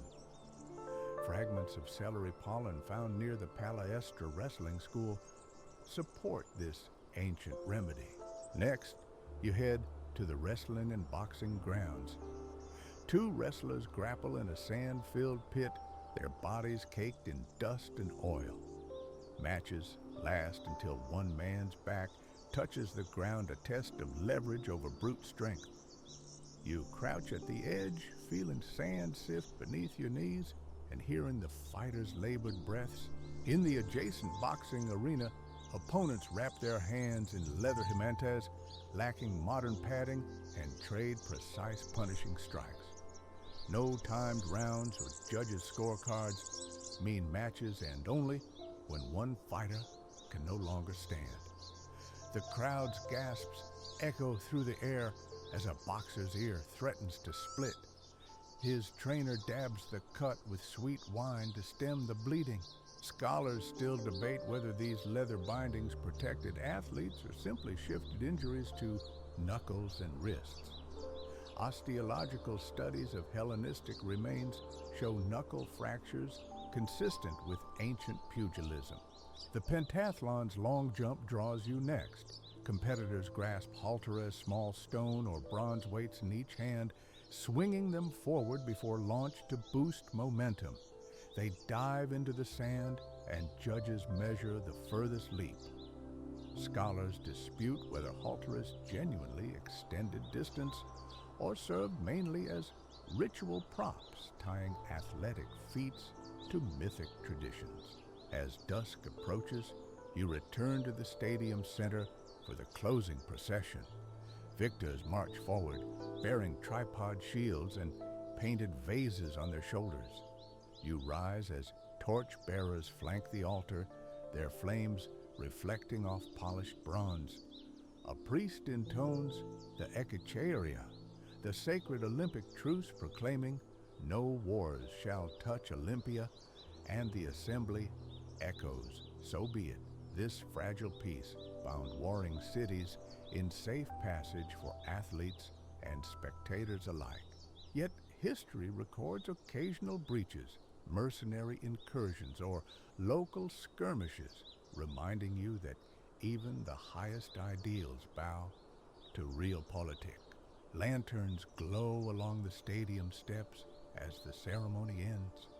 You step down into the cooling air, carrying the weight of centuries of athletic devotion, personal sacrifice, divine homage, and communal pride etched into every step, every cheer, every whispered vow. Would you dare to stand at that starting line in loincloth and olive wreath, trusting your own body heart and the favor of Zeus to carry you into legend? You leave the laughter of street performers behind and make your way east toward the stadium at Olympia. The air grows cooler beneath towering plane trees carrying the faint scent of singed olive wood drifting from nearby fire shrines. Every 4 years, Greeks from across the polis gather here for the Olympic Games, an event that transcends borders, uniting city-states in peaceful competition under Zeus's watchful gaze. A well-known fact, the Olympic Games, founded in 776 BCE at the sanctuary of Zeus, featured events such as the stadion, a short sprint of roughly 200 meters, wrestling, boxing, the pentathlon, long jump, javelin, discus, stadion, and wrestling, and the hoplite race in full armor. Victors earned olive wreaths taken from sacred groves and a fame that echoed through poems and statues alike. You slip into the packed stadium just as torchbearers light bronze braziers around the track. The smell of laurel resin mingles with sun-warmed dust rising from the compressed earth of the stadium. You settle onto a tier of limestone seats, smooth, still, warm, and feel the crowd's collective anticipation in the low murmur of togas and chieftains. But don't let the splendor of olive wreaths and roaring cheers distract you from curious behind-the-scenes rituals. Athletes fasted for days beforehand to lighten the body, while trainers rubbed olive oil mixed with ash onto their skin, both to accentuate musculature for the judges and to protect against chafing. Traces of oil residue have even been detected on ancient statue bases, confirming this once common practice. At the herald's trumpet blast, you rise with the crowd. 10 sprinters in loincloths kneel at starting lines carved into the earth. A magistrate calls Hebasco, and a leather cord snaps taut, signaling the start. The runners explode forward, sandals or bare feet thwacking the ground in rapid rhythm. You feel each footfall's resonance through the stone beneath you, a palpable drumbeat of raw human power. A factual aside, early races used a starting rope called the heremos to ensure simultaneous starts. Later, bronze starting blocks replaced ropes to reduce false starts, and rudimentary lanes were marked in the dust proto-precursors to modern track lanes. As the runners cross the finish line, a painted stone, you join the applause that swells like a wave. The victor chest heaving steps forward to receive a fresh olive wreath. The crowd's cheers rise again as he approaches the altar of Zeus to pour a libation. Each step toward the altar is a silent prayer binding personal glory to divine favor. Between events, merchants weave through the stadium's tunnels, offering roasted chickpeas, salted figs, and cups of watered-down wine, crithone, mixed with unfermented grape must. You nibble on a crunchy chickpea, its cream a center, yielding beneath salty oil, and sip the tart wine, its cool sweetness, a perfect antidote to the midday sun. A quirky Olympic custom holds that athletes chewed wild celery stalks between events to ward off cramps, an early form of sports medicine. Fragments of celery pollen found near the Palestra Wrestling School support this ancient remedy. Next, you head to the wrestling and boxing grounds. Two wrestlers grapple in a sand-filled pit, their bodies caked in dust and oil. Matches last until one man's back touches the ground, a test of leverage over brute strength. You crouch at the edge, feeling the sand sift beneath your knees and hearing the fighters' labored breaths. In the adjacent boxing arena, opponents wrap their hands in leather jimantes, lacking modern padding, and trade precise punishing strikes. No timed rounds or judges' scorecards mean matches end only when one fighter can no longer stand. The crowd's gasps echo through the air as a boxer's ear threatens to split. His trainer dabs the cut with sweet wine to stem the bleeding. Scholars still debate whether these leather bindings protected athletes or simply shifted injuries to knuckles and wrists. Osteological studies of Hellenistic remains show knuckle fractures, consistent with ancient pugilism. The pentathlon's long jump draws you next. Competitors grasp halteres, small stone or bronze weights in each hand, swinging them forward before launch to boost momentum. They dive into the sand, and judges measure the furthest leap. Scholars dispute whether halteres genuinely extended distance or served mainly as ritual props tying athletic feats to mythic traditions. As dusk approaches, you return to the stadium center for the closing procession. Victors march forward, bearing tripod shields and painted vases on their shoulders. You rise as torchbearers flank the altar, their flames reflecting off polished bronze. A priest intones the Ekacheria, the sacred Olympic truce proclaiming, "No wars shall touch Olympia," and the assembly echoes. So be it this fragile peace-bound warren cities in safe passage for athletes and spectators alike. Yet history records occasional breaches, mercenary incursions, or local skirmishes, reminding you that even the highest ideals bow to realpolitik. Lanterns glow along the stadium steps as the ceremony ends.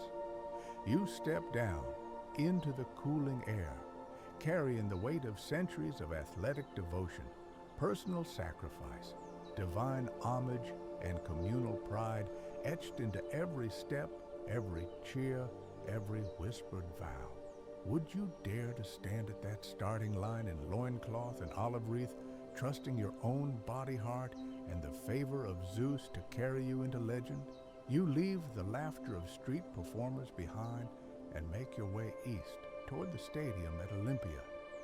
The air grows cooler beneath towering plane trees carrying the faint scent of singed olive wood drifting from nearby fire shrines. Every 4 years, Greeks from across the Polis gather here for the Olympic Games, an event that transcends borders, uniting city-states in peaceful competition under Zeus's watchful gaze. A well-known fact, the Olympic Games, founded in 726 BCE at the Sanctuary of Zeus, featured events such as the Stadion, a short sprint of roughly 200 meters, wrestling, boxing, the pentathlon, long jump, javelin, discus, stadium, and wrestling, and the hoplite race in full armor. Victors earned olive wreaths taken from sacred groves and a fame that echoed through poems and statues alike. You slip into the packed stadium just as torchbearers light bronze braziers around the track. The smell of laurel resin mingles with sun-warmed dust rising from the compressed earth of the stadium. You settle onto a tier of limestone seats, smooth, still, warm, and feel the crowd's collective anticipation in the low murmur of togas and chitons. But don't let the splendor of olive wreaths and roaring cheers distract you from curious behind-the-scenes rituals. Athletes fasted for days beforehand to lighten the body, while trainers rubbed olive oil mixed with ash onto their skin, both to accentuate musculature for the judges and to protect against chafing.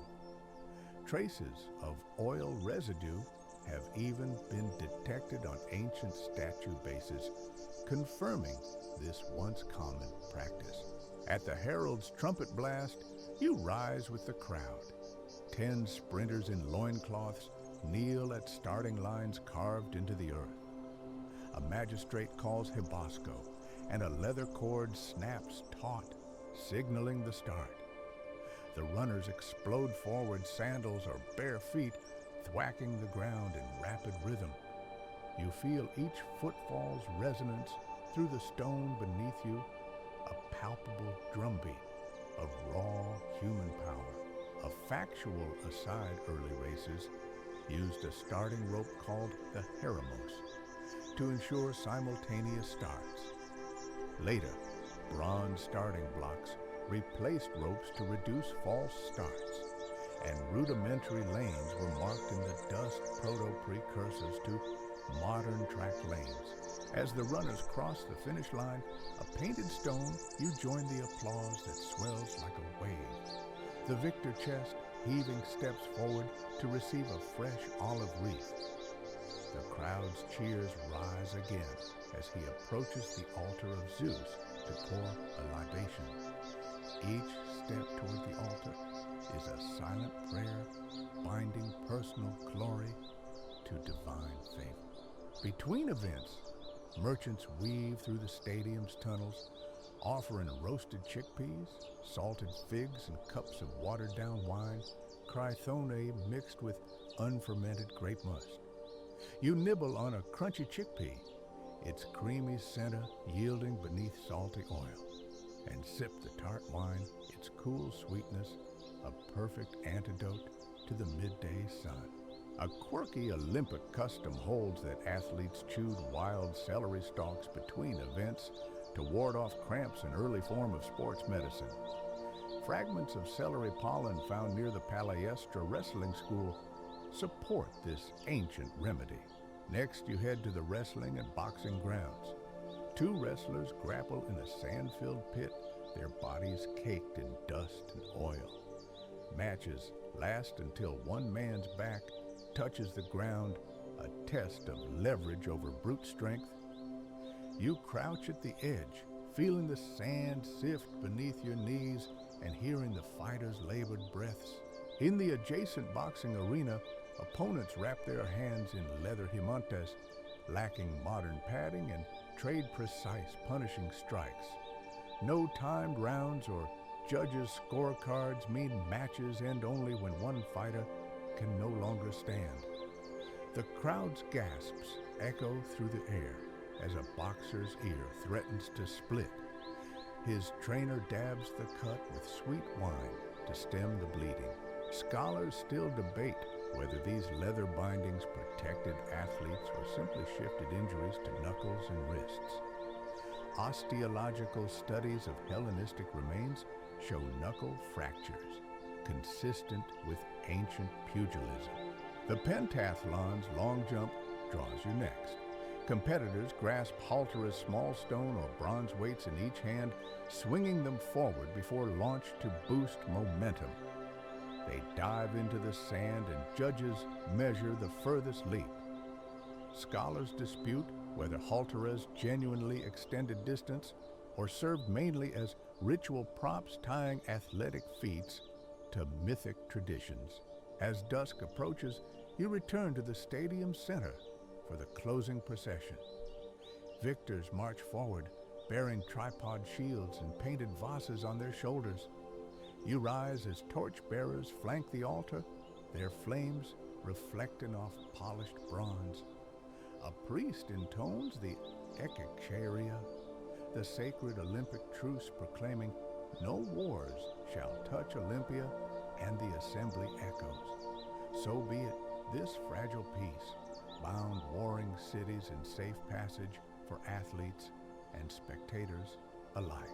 Yet, history records occasional breaches, mercenary incursions, or local skirmishes, reminding you that even the highest ideals bow to realpolitik. Lanterns glow along the stadium steps as the ceremony ends. You step down into the cooling air, carrying the weight of centuries of athletic devotion, personal sacrifice, divine homage, and communal pride etched into every step, every cheer, every whispered vow. Would you dare to stand at that starting line in loincloth and olive wreath, trusting your own body heart and the favor of Zeus to carry you into legend? You slip through a narrow vine-draped laneway off the agora and arrive at a modest courtyard lined with whitewashed walls, each bearing small scratched inscriptions, protection sigils, scrawled in charcoal and ochre. The air tastes faintly of crushed time and sun-warmed stone, inviting hushed attention. Here, Athenians freely blend daily routine with whispered superstition, seeking small safeguards against unseen forces. A well-known fact, ancient Greeks held a rich tapestry of folk beliefs, apotropaic rituals meant to ward off the evil eye, Bascano curses, and misfortune.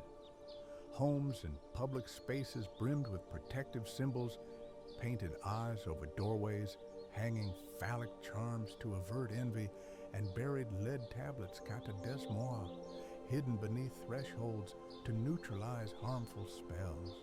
You pause before a low altar piled with offerings of salt breadcrumbs and chipped olive oil jars, a daily thigmos ritual. Citizens sprinkle a pinch of salt at each new threshold, home door, workshop entrance, even inside a carriage, believing its crystalline sharpness repels malevolent spirits. You collect a pinch between thumb and forefinger, taste its stark bite, and let it fall in a silent arc across the courtyard's tile. Each grain is a miniature ward against whispered harm. But don't mistake these humble gestures for mere superstition. A quirky custom recorded in marginal notes calls for dipping a finger in salt and flicking it to the right, never the left, to align with the auspicious path of Helios. Archaeological surveys in residential blocks find precisely right-tilted salt scatterings at every entry, a tactile thread of communal belief woven into Athenian daily life. Ahead, you see a cluster of small black-painted terracotta masks, gorgonea, tacked above door lintels. Their grimacing faces, bulging eyes, and lolling tongues ward off harm through grotesque humor. You run a finger along the curved horn of one mask. Its ceramic glaze remains glossy despite centuries' testimony to the craftspeople who shaped apotropaic art into unignorable guardians. A factual aside, gorgonea date back to Mycenaean times and were widely adopted across the polis, from houses to granaries. Their ubiquity reflects a belief in visible, even mocking defenses against envy and ill will. Some masks incorporate nails and bronze studs, tiny spikes, reinforcing their protective power through physical deterrence. Nearby, a vine-entwined column bears faint tally marks, tiny crosses scratched at random heights. Locals believed each cross represented a narrowly averted mishap, crossing out a prophecy of misfortune once the day passed safely. You count 18 crosses each, a silent echo of daily danger avoided by simple personal record-keeping. You step into a small shrine niche carved into the courtyard wall, where a lone clay statuette of Hermes Psychopompos stands winged messenger guiding souls. Worshippers touch its winged feet before departing, seeking safe passage through uncertain realms, public trials, sea voyages, or neighborhood disputes. You press your palm to the statuette's thigh, its surface worn smooth, a silent testament to everyday anxieties carried by countless hands. Yet a deeper nuance emerges. Some visitors tuck tiny scraps of written petitions, prayers, for safe travels or fair court outcomes into Hermes' robe folds, believing his psychopomp role extended to delivering petitions to the gods. Excavations beneath these shrines have yielded faded papyrus fragments bearing hastily scrawled entreaties, a hidden archive of personal fears and hopes. You cross the courtyard to a low bench where a matron arranges 7 pebbles in a circle, a miniature casting of the Claritarian-inspired class used to decide minor disputes or assign chores. Each pebble represents a household member. Drawing stones from a small pouch determines who fetches water or lights the evening lamp. The randomness invokes both chance and divine will, diffusing potential conflict through mundane divination. A debated detail. Scholars disagree whether pebble casting served primarily as conflict resolution or as a playful game reinforcing social bonds. Some inscriptions label pebble courts for household peace, while others frame them as children's amusements, suggesting a dual role in both governance and play. As afternoon light softens, you approach a low table strewn with lead sheets, katadesmoi, used to curse tormentors or settle grudges. A petitioner writes an enemy's name on one sheet, folds it thrice, and pierces it with nails before burying it under a threshold. Though legally frowned upon, the practice flourished in secret, revealing an undercurrent of personal justice outside formal courts. You hold a folded tablet, its lead cold and weighty in your palm, the ironed pleats sharp as the resentment they embody. Yet scholars debate the practical efficacy of curses. Did the dead or demonies enforce these secret oaths? Or did the act serve as catharsis for the afflicted? Some experts suggest that writing and burying names granted petitioners psychological closure regardless of supernatural intervention. Finally, you step beneath a low-eaved portico hung with wicker baskets filled with dried rue, a potent herb dedicated to Aphrodite and Hecate, believed to ward off plague, snakebite, and malevolent spells alike. You lift a basket, inhale rue's bitter green aroma, a menthol-like sting that clears your sinuses. Women and children often hung rue bunches over cradles to protect infants, a botanical talisman bridging domestic care and spiritual defense. A modern ethnobotanical debate lingers. Did rue's antimicrobial compounds justify its widespread use against disease, or did its symbolic potency far outweigh any real medicinal benefit? Traces of rutin and other bioactive molecules in rue suggest some physiological effects, but the robust belief in its supernatural efficacy underscores a holistic blend of medicine and magic. As dusk falls, lanterns flicker to life, their tiny flames winking at the scratched crosses and gorgon masks. You feel the courtyard's superstitions, salt masks, pebbles, curses, rue woven into everyday life like protective threads and fabric. Each ritual, modest yet deliberate, speaks to a culture attuned to both seen and unseen forces. Would you dare to scatter salt at every threshold, scratch your own cross, or bury a curse beneath these stones, entrusting clay lead and salt with your deepest fears? You leave the laughter of street performers behind and follow a winding lane to a low-roofed tavern, the scent of sizzling fish and sweet wine billowing like a welcome banner. A carved wooden sign swings above the door, Cosmo Thetis Order of the Vine, inviting travelers to sample the hearty yet humble fare of Athenian street taverns. Inside rough-hewn tables and low benches cluster beneath oil lamp glow, and the soft clink of clay cups and murmured stories set the evening's rhythm. A well-known fact, 3 obol taverns charge 3 obols, half a drachma for simple meals, barley porridge pulls, flatbreads, olives, and small fish.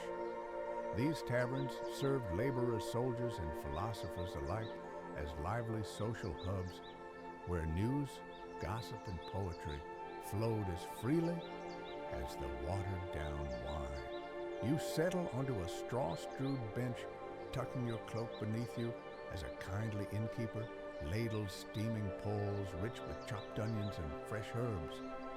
The porridge's warmth seeps into your palms, and its smoky, savory aroma draws you in.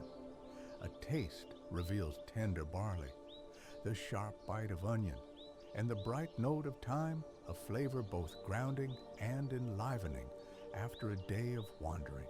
But behind this bustling scene lies a resourceful trick to stretch scarce barley supplies some cooks stirred in crushed chickpea flour.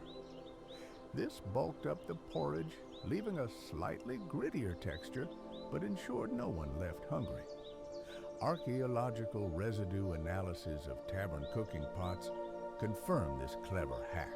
A server offers a tray of tiny grilled sardines skewered on slender twigs, each fish shimmering with olive oil and specks of sea salt.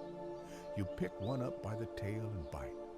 The crispy skin crackles beneath your teeth, yielding to tender, oily flesh that tastes of the Aegean. Between bites, you dip flatbread into the pooled sardine juices, savoring the melding of crust and sea.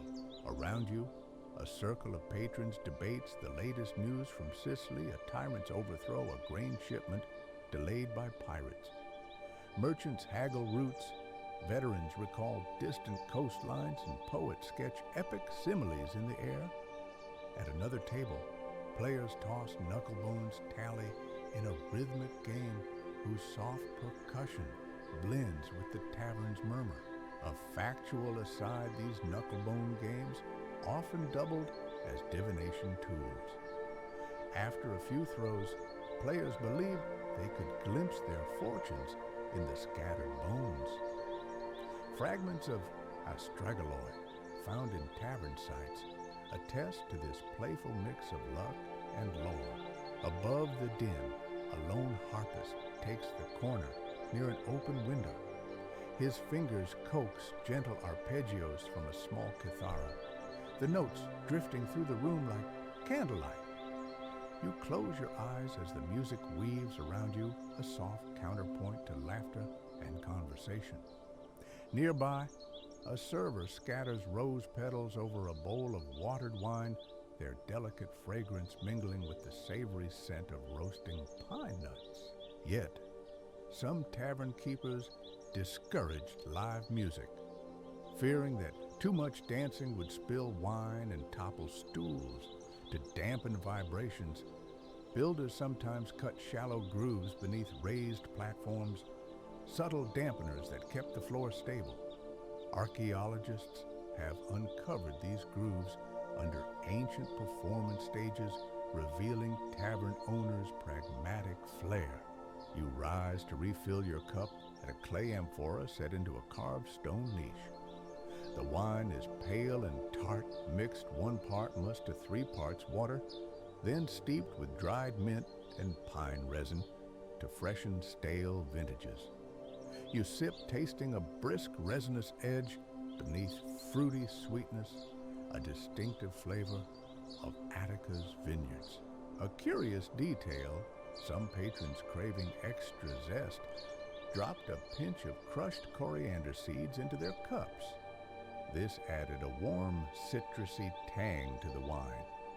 Coriander pollen traces on amphora stoppers recovered nearby confirm this delightful improvisation. As night deepens, conversation grows playful. Guests challenge each other to recite lines from Aristophanes' latest comedy mishaps earn a sardine skewer as penalty drawing fresh laughter. The tavern's energy ripples like a living thing punctuated by the hiss of oil lamps catching evening breezes. A modern scholarly debate asks whether these impromptu recitations preserved lost comedic texts or fractured them into countless variants. Tavern archivists, if you can call them that, might have been unwitting custodians of dramatic heritage. Before you leave, the innkeeper presents a small bowl of honey-drizzled pine nuts. You bite into one, its tender crunch releases warm sweetness that coats your tongue, a fitting benediction to an evening of flavor and fellowship.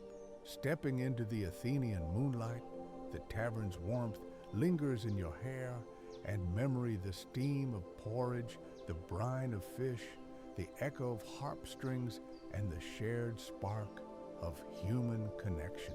Would you dare to trade your own stories here? Knucklebone tosses, borrowed lines of verse, and brimming cups with strangers, finding kinship in every bite and tune?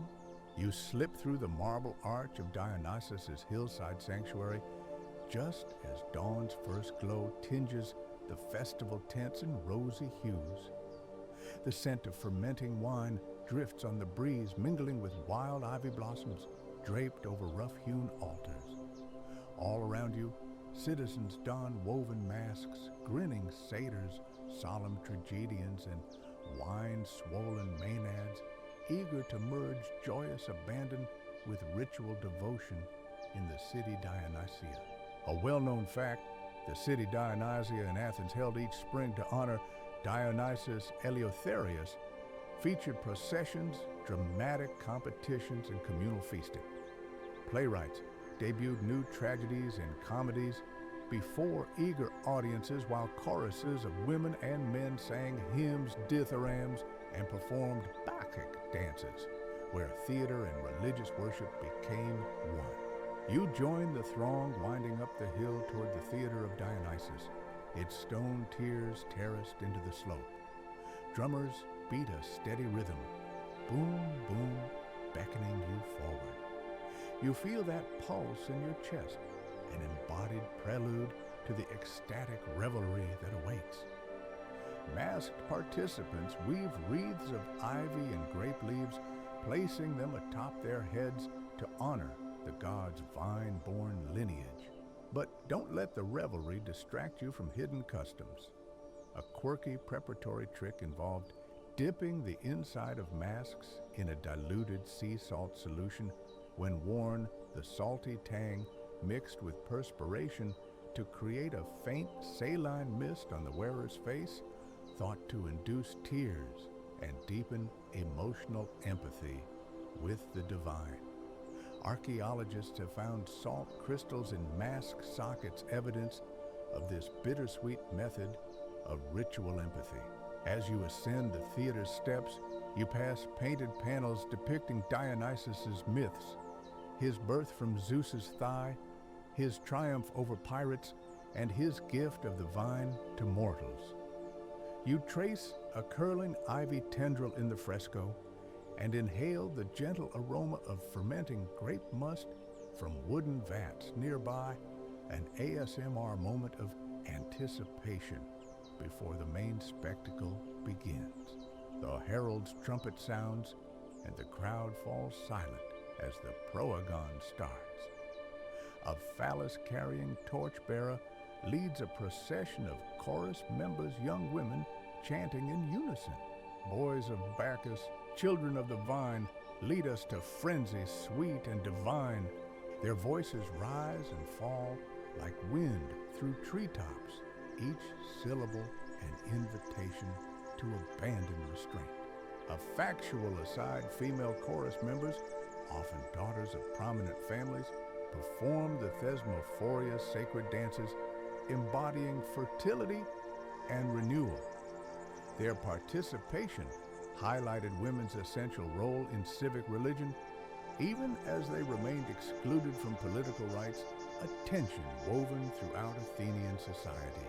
You settle on a lower bench as the first play a new tragedy begins. Actors masked as satyrs' broad plaster grins enact the myth of Pentheus, torn apart by frenzied maenads. Each violent tableau unfolds with precise choreography. Tearing cloth, the echo of wooden thyrsus staffs striking the stage, the chorus's anguished wails, a soundscape that reverberates through stone and soul alike. Yet even tragedy here merges with moral reflection. A masked actor embodying Dionysus strides forward and intones, "Will you condemn passion when once you craved it?" The line hangs in the air, challenging each citizen to weigh the gods' gifts of wine, ecstasy, and liberation against the danger of unbridled excess. Between acts, you wander to the wine stalls, where clay phylae overflow with sweet honeyed wine crater wine steeped in grape must. You lift a cup to your lips and sip the amber liquid. Its subtle fizz and sweetness tingle at the back of your throat, a visceral reminder of Dionysus's dual-natured joy and delirium in equal measure.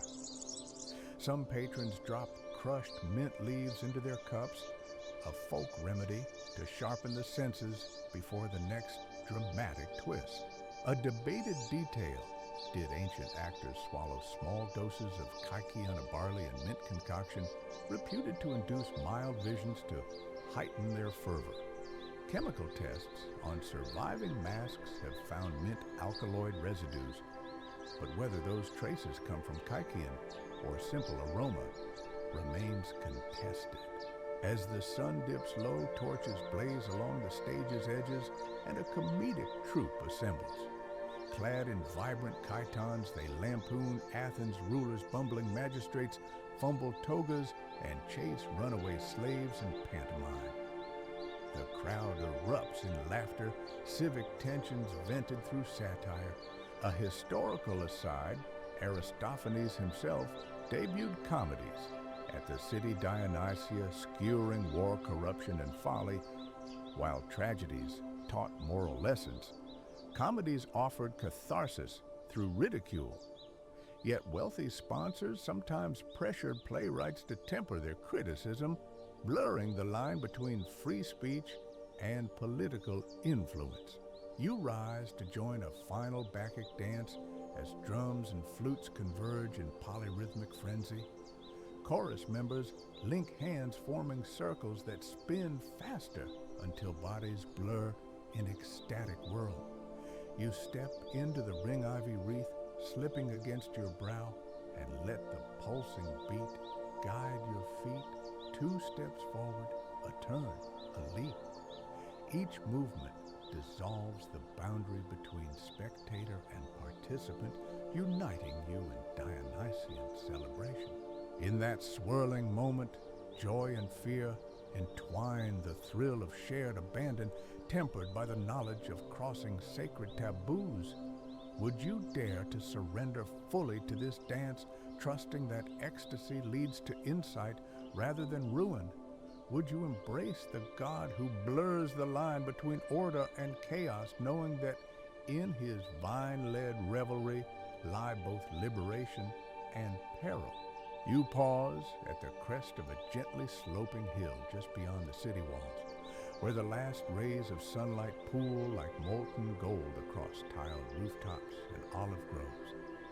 Below you, the Aegean shimmers in shifting hues of rose and lavender, its soft lap against distant shores, a quiet counterpoint to the evening cicadas' hum. The air cools around you, scented with wild oregano and a faint mineral tang of worn marble, guiding your senses into hushed reflection. A well-known fact in classical Athens, the day officially ended when 3 high-ranking priests, the Thesmothetai, observed the sun dipping behind Mount Hymettus and declared the new day's legal and religious observances closed. This civil twilight, called the Nectelios Horos, marked curfews, the conclusion of trials, and the final extinguishing of public oil lamps in the agora and the ports. You settle onto a smooth slab of Pentelic marble, its surface still warm from the afternoon sun, and let the panorama settle into your chest. The whisper of wind through olive leaves becomes an ASMR lullaby, shh, shh, blending with distant temple bells tolling the 9th hour. Each toll seems to echo through time, connecting you to Athenians who paused here centuries ago to honor Dionysus's evening libations and to greet Hecate's nocturnal watch. But don't assume every twilight ritual was lofty.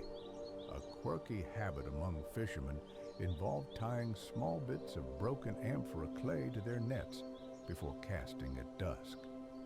As the clay bumped against the water's surface, it mimicked the sounds of small fish luring larger catch toward their nets. Archaeological finds of amphora fragments tangled in sunken nets off Attica's coast confirm this clever acoustic baiting, a practical symphony of survival beneath the placid waves. As you let the sounds wash over you, your eyes drift to the Acropolis, where torch-bearing guardians stand sentinel over the weathered columns. Their torches, fueled by pine resin, sputter in the cooling air, sending tiny sparks upward like fireflies. The flicker illuminates faint traces of vermilion paint along the Parthenon's frieze vestiges of the temple's original polychrome splendor, now reborn each evening in golden glow. A factual aside olive oil lamps, simple terracotta cups with linen wicks littered every household threshold. Lighting these lamps at dusk not only banished darkness, but symbolically invited Athena's wisdom to guard dreams. Some households added crushed rosemary to the oil for its mind, refreshing aroma, a precursor to modern aromatherapy confirmed by pollen analysis and lamp residues from domestic shrines. You lean back, feeling the marble's gentle coolness seep through your tunic as night deepens. Somewhere below, a lone shepherd's flute drifts upward its plaintive notes, weaving through the olive trees, drifting up to your perch.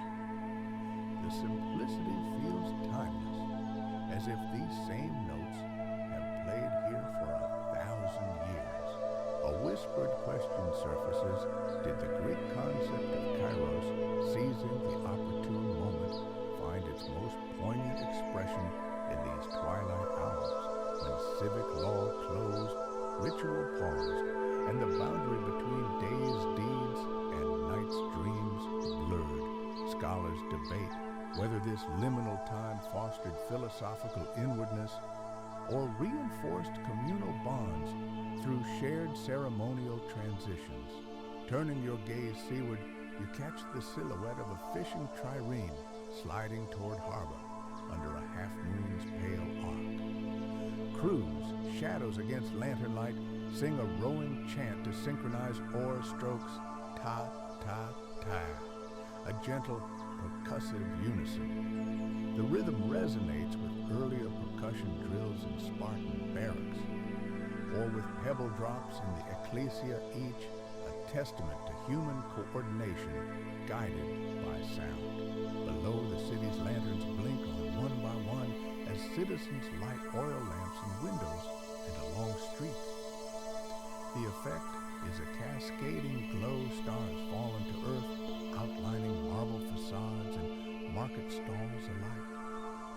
You notice a cluster of festival torches left from last night's Dionysia, their embers long spent, yet still smudging the stone with smoky residue, a reminder that every celebration leaves both radiance and shadow. Summoning the day's final ritual, you dip your fingertips into a shallow bowl of Kephasia spring water. The cool clarity pools briefly before spilling onto the marble with a soft plink. Each drop a farewell to the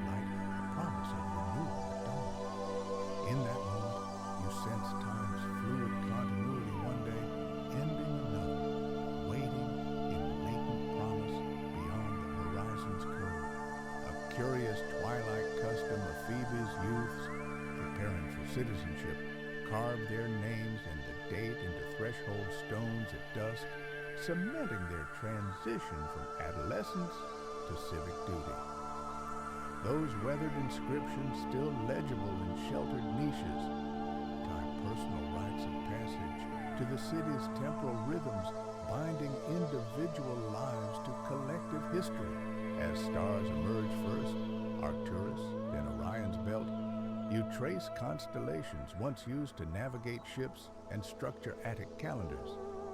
The same celestial patterns guided Hesiod's farming verses and Aristarchus's early observations of the heavens.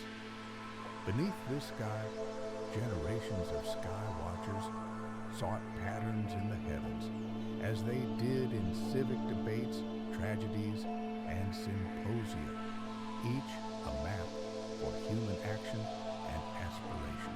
You rise, brushing dust from your tunic, and take one last look at Athens, transformed by night. The city's hum has softened to distant bell chimes and the occasional splash of waves against the breakwater. Your heartbeat slows, synchronized with nocturnal creatures, crickets' eyes, and the rustle of small mammals in the olive groves. Although today's stories now settle into the quiet dark, you carry their echoes, temple rites, street feasts, philosophical dialogues, athletic triumphs woven into your moment of reflection. This hill's hush reminds you that ancient life like ours balanced light and shadow ceremony and survival, public spectacle, and private prayer. Would you dare to live fully in each passing twilight, embracing its rituals, its lingering scents, and the soft hum of the world slipping from day into night, trusting that in this sacred pause you touch both history's pulse and eternity's beckoning stillness? You rise from your marble seat as the final embers of day fade into velvet night. All around you, Athens settles into a soft repose. The last lamps gutter out. The distant murmur of the night watchman drifts on the breeze, and the olive groves hum with unseen light. In this moment of gentle closure, you feel the city's pulse slow to a steady, comforting heartbeat. Think back on your journey, the hush of dawn on the Acropolis, the warm crackle of pottery wheels, the disciplined stride of Spartan youths, the intimate hush of symposium discourse, and the thunderous acclaim of Olympic victors. Each echo, whether the subtle hiss of cooling wine, the rhythmic thud of oars in the harbor, or the whispered debate under olive trees, wove a tapestry of daily life, long past, yet vividly alive in your senses. Now, as you carry those echoes within you, allow the night's soft chorus crickets in concert, a lone flute's distant lament, the gentle lap of the Aegean to cradle your thoughts.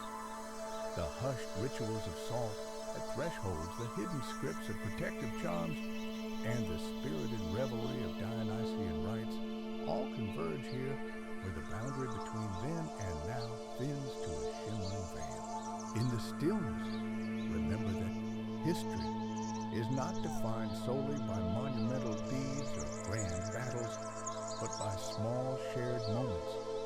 The breath drawn before an address on the Pnyx, the hand pressed to a votive relief, the laughter spilling from a crowded tavern, the careful anointing of oil before healing.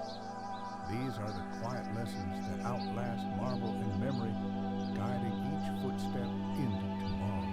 May this hour's peace settle in your mind like a gentle balm, each remembered scent and whispered word a soft lantern lighting your dreams. Let the night enfold you in its timeless embrace, carrying you beyond the edges of recorded time into the heart of shared human wonder.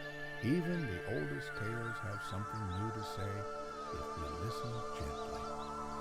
May this moment of quiet carry you through the night, like a soft breeze through open windows. That is tonight's story. May your dreams be filled with wonder